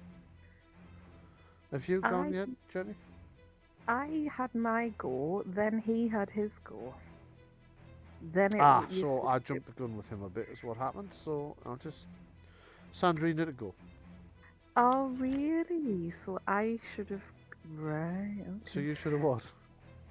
It doesn't matter. I mean, you'd have taken... The same thing would have happened now. Right. Sandreena will be seeing the dog savaging us. I'm gonna. Because I'm trying to decide, would she go for the hound, or would she realise what was happening with... Well, you're right next to the hound, so I imagine you're probably going to go for that. Okay. However, right. if you want to try not to, you can give me a perception seeing test to see if you're aware of other things going on around the battlefield. Okay. I'll see, but still 9. 7. Nah, you're not aware of how desperate the struggle in the toilet is. That was so wrong. That was so totally wrong. I'm just gonna sit here. You You could- I'm in a struggle. You could hear him halfway through realizing what he's about to say. I know you could, I just couldn't stop. It was just coming anyway. Oh, well. Oh my god, that is awful. Right, I think You know what it's like, anything to do with toilets. Once you've started it, you're just going to run with it. Oh. So, It's turning into carry on at your it convenience. is, so make it. Oh, you've made an attack, right? While I was making toilet jokes, you've stabbed the dog for 13 damage, as I understand it. Yes. Okay. Right, That so is cruel. you Right. thrust your sword into the side of the hound, which doesn't understand why you're being so horribly mean to it, and yelps and. Oh, stop. Right. It's now very, very badly injured. This poor puppy's Monster. just been brutally assaulted. Balore, to go. I take it the dog's still attacking me. At this point, it would probably need a morale test to continue the fight, otherwise it's going to run away because it's very, very badly injured. So I mean, it Balore needs could... a 13 or better to continue the fight. It's got 15, yeah, it really has taken a dislike to you. Right, in that case, I shall clatter it on the head with me Staff. staff. Okay. You bring your mega staff down heavily on the creature, or attempt to bring it down heavily on the creature's head. 10, I think, is a miss, but I'm going to check. He would be able. Well, it wouldn't even Defense matter. I was going to say he 13. would be able to aim. You would be able to aim, so I'll give you +1 And for it's that, which would be outnumbered. 11. It's outnumbered, so that's 12. So you've still missed, but you've only missed by 1. Which is the last Hands of Fate. So you're spending the last Hands of Fate. So as it comes forward, you bring the staff down heavily on its head. Thunk. Roll the damage. And you've got a stunt point. 9 points of damage. So describe how you'd knock the last of the fight out of this animal. Well, I'll bring the staff down hard across its nozzle, Mhm. and it'll probably end up breaking its teeth, and Okay. I don't know. So you bring the staff down mean heavily on people. the front of the dog. It rattles its head quite sort of severely. One of its teeth is knocked out completely, and the dog looks at you with big puppy dog eyes and says, "Why would you do such a thing?" And then scurries backwards under the table. Good. So the dog Can I survived, just say something? but it's no longer part of the fight. Yeah, go ahead.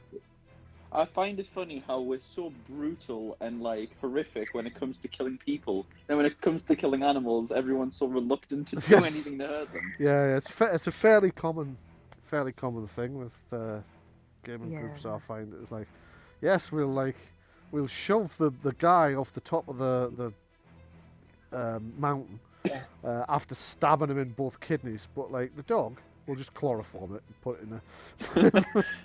Well, I mean, the dog's just doing what it's trained to do. It It's is, not yeah. So the dog has survived because you chose to. They'll not be deliver drinking through a straw the for the rest kill- of his yeah. life. because you chose not to deliver a killing blow, but it is out of the fight. So I will take the cross off it. I'll deliver it with 1 hit point, and it's no longer part of the fight, so I will remove it.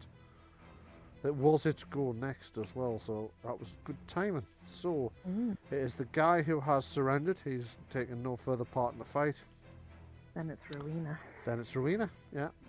What would you like to do? So, I think I should probably do Gate on Celeste. I do that as a minor action. You do? You'll have to come in here though.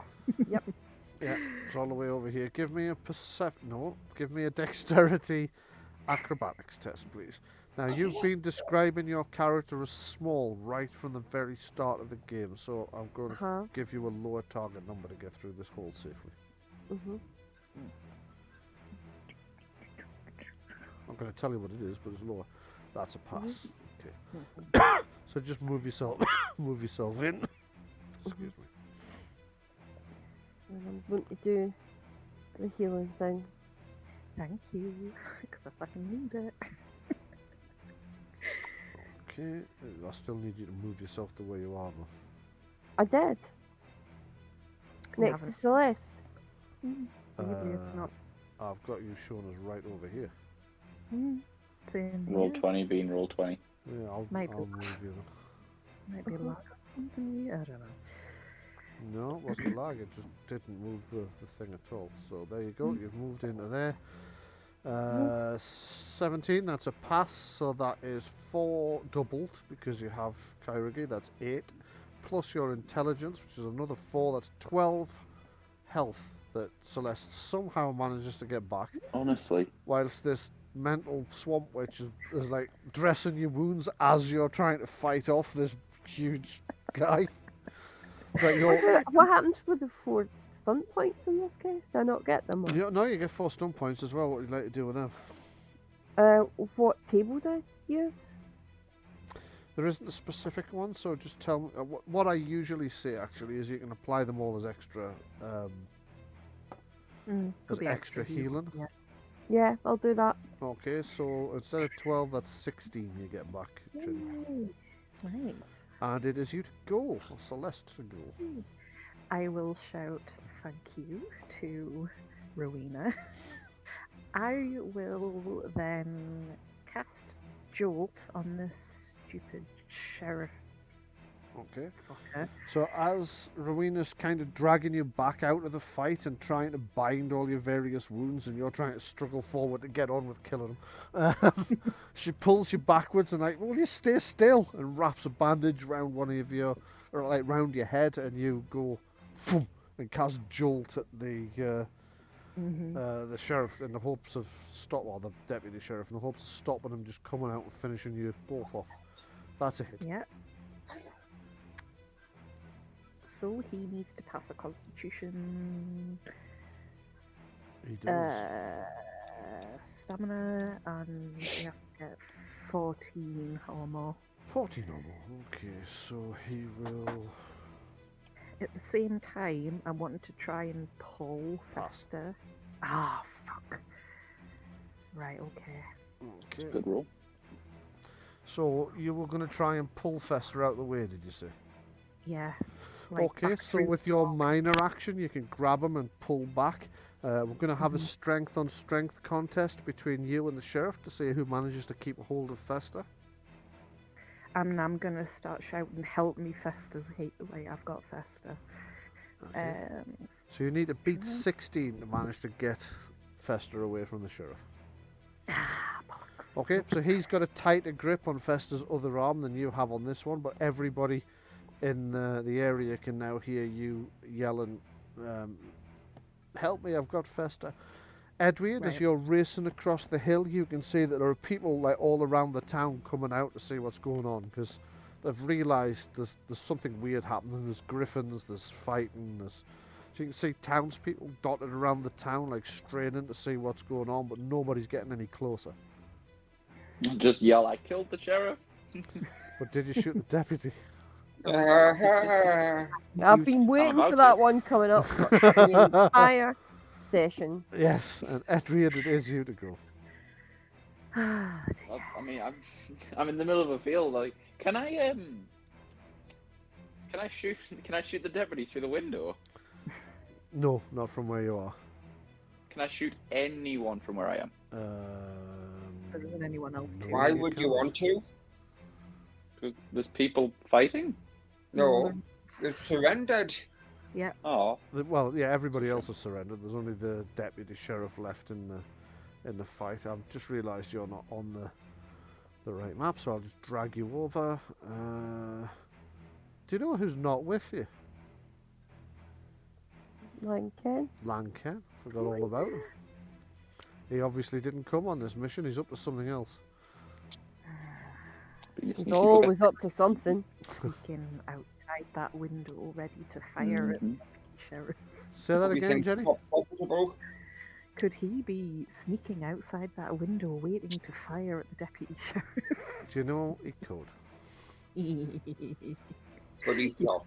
No, I've decided he is. Yes. So he has, waiting for his opportunity, he clambers through the window behind the sheriff as silently as possible. At the same time as Edwyrd arrives in. Oh, he's facing the wrong way. Hang on. At the front of the jail. Hello. So there you go. If you'd like to finish your actions, you've arrived here. You have one action left. It's a minor action. Oh, that is a big dog. Holy shit. It is, yeah. I'll just come in and I'll yell, "Surrender now!" to the deputy as I point the bow. Surrender now! The sheriff is dead. I killed him. Okay, you say surrender now. The sheriff is dead. Oh, actually, how's he going to get through there? He's not going to be able to, is he? Okay, it's not like they're going to have large. Well, actually, the windows in the toilets are probably not quite as small as the. We're probably not going to have bars on the toilet door. No, they don't have the bars on. So yeah, okay. So as he's trying to surrender, as you're telling him to surrender, Lanken's gotten round behind him. I'm not sure he can take him in one go though, so he's probably not going to do much about it at this point.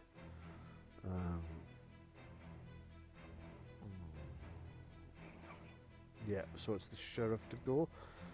Actually, I'll tell you what Lanken will do. He will make his presence known. So as you shout for him to surrender, you hear Lanken from the outside go, "I'd do as suggested if I was you. There's only you left and there are a lot of us." And I know you. And I know you know me. I will feed him to the griffins. Yes. The deputy sheriff is going to need a willpower test. And he's going to have to beat an intimidation test by either Lanken or Edwyrd can make it. Which of you do you want to make it? Does he have intimidation? Let's have a look. Lanken. I can't bloody find him. Lanken, there we go. No, he doesn't. Yes, he does. Oh, well, then he can do it. Okay, what's your strength? 1. Okay, so I'm going to add that to his roll. So he's rolled 13. 13. 4, right, okay. That takes it to 14. So as the deputy sheriff standing there on his own, holding Festor, going, "I'll kill him, I will kill him," and you order him to surrender, and Lanken goes, "I wouldn't do that if I was you. I know you, and I know you know me. You'd know what I'm going to do to you if you kill that man. The only thing that's keeping you alive is him." So this is something of a standoff. Now you know I'm not a man of my word, but these fucking idiots out here, they are. If they say they'll let you go, if you surrender them, they'll let you go. Otherwise, I'm going to do some pretty fucking horrible things to you if you hurt that guy. And you know that's the kind of word I would keep. So what's it to be? The deputy Very kind of scary. looks round and he's like, shit. Throws his maces to the ground and holds his arms out. Oh, okay. Nice. And with that, the last of the opponents has surrendered. You've managed to grab Festor, who's in quite a bad way from dehydration. As Lanken sort of walks away from the guy, you can see he's like pointing at his eyes and back at him. Next time, now he draws his hand across his neck.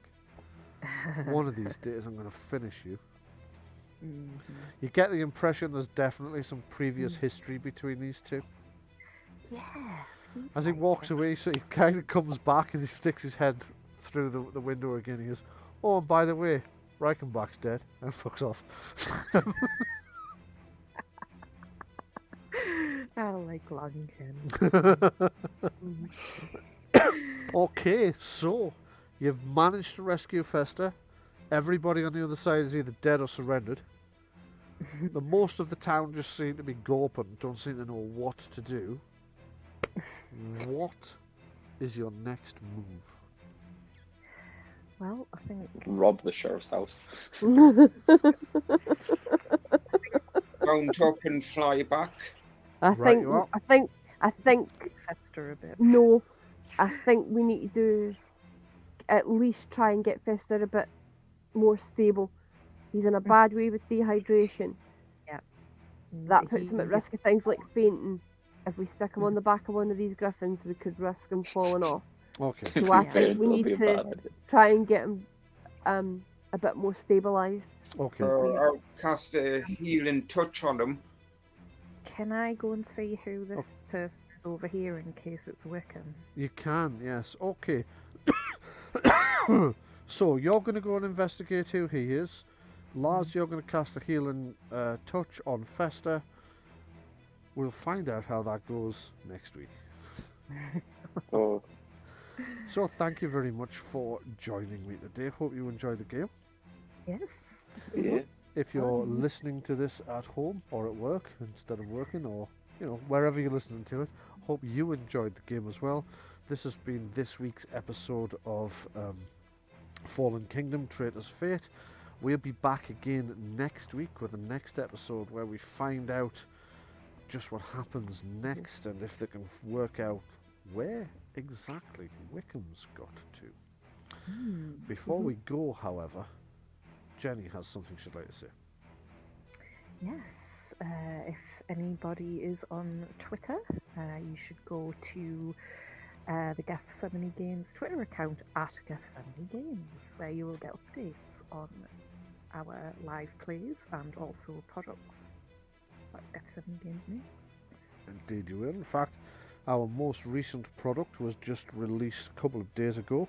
That is a system-agnostic adventure called the Dread Mansion of Saragossa, which is currently, I think it's $7.50, I think it is. System agnostic. That's a good price. Yeah, it's a good price indeed. It's system agnostic, so you can use it in any of your games, whatever rule system you're using. There's a little system built in to tell you what the challenge level of each thing, each problem, each monster, and so on should be, so that you can quickly just add stats from the appropriate monster books or work out how much damage something would do. It includes a treasure hunt, like a literal put the clues together to figure out where the next item is, type of treasure hunt, some puzzles, some combat, and it was described by one of the playtesters as the best adventure they've ever played and one of the creepiest as well. So do check that out on our drive-through RPG. That's the Dread Mansion of Saragossa, which also ties into the other Adventures Without Borders products in the range, including the Tomb of Saragossa, which I think is first in that range. Those of you who've been watching some of our other live plays might have seen the Sunday afternoon Tower of Saragossa. That one will also be coming out later in the year as well, and kind of filling out more of Saragossa's long and tawdry story. Anything else you wanted to mention, Jenni? Don't forget your Patreon. If you search BF Irving on Patreon or Gethsemane Games, it should come up. Yeah, excellent. I'll try and remember to put the link to that in the YouTube thing, doobly-doo, as Matt Colville calls it. I have updated the pinned tweet on the Gethsemane Games Twitter with all the appropriate links, if anybody needs to have a look at those. Brilliant, excellent. Yeah. Our next streamed game would normally be Friday, and it would be our post-apocalyptic adventure Actually, I'm not ready to run that this week. I have other things I'm going to have to do this week because it's looking very much like we're going to have to close the DH9 studio back down again for a little while because of the rising numbers of COVID cases in the town. So we are all hands to the pump trying to get everybody set up with their home studios and to broadcast from home. So I'm going to be busy on Friday, unfortunately. So Friday's Pandora's Age is going to be off. So we'll be back on, well, next week, next Tuesday, with the next episode of Traitors' Fate, Fallen Kingdom. Ooh. So thank you very much for joining me. Do stay safe. Take care. We hope to see you all again next week. Good night. Bye-bye. Bye. Bye.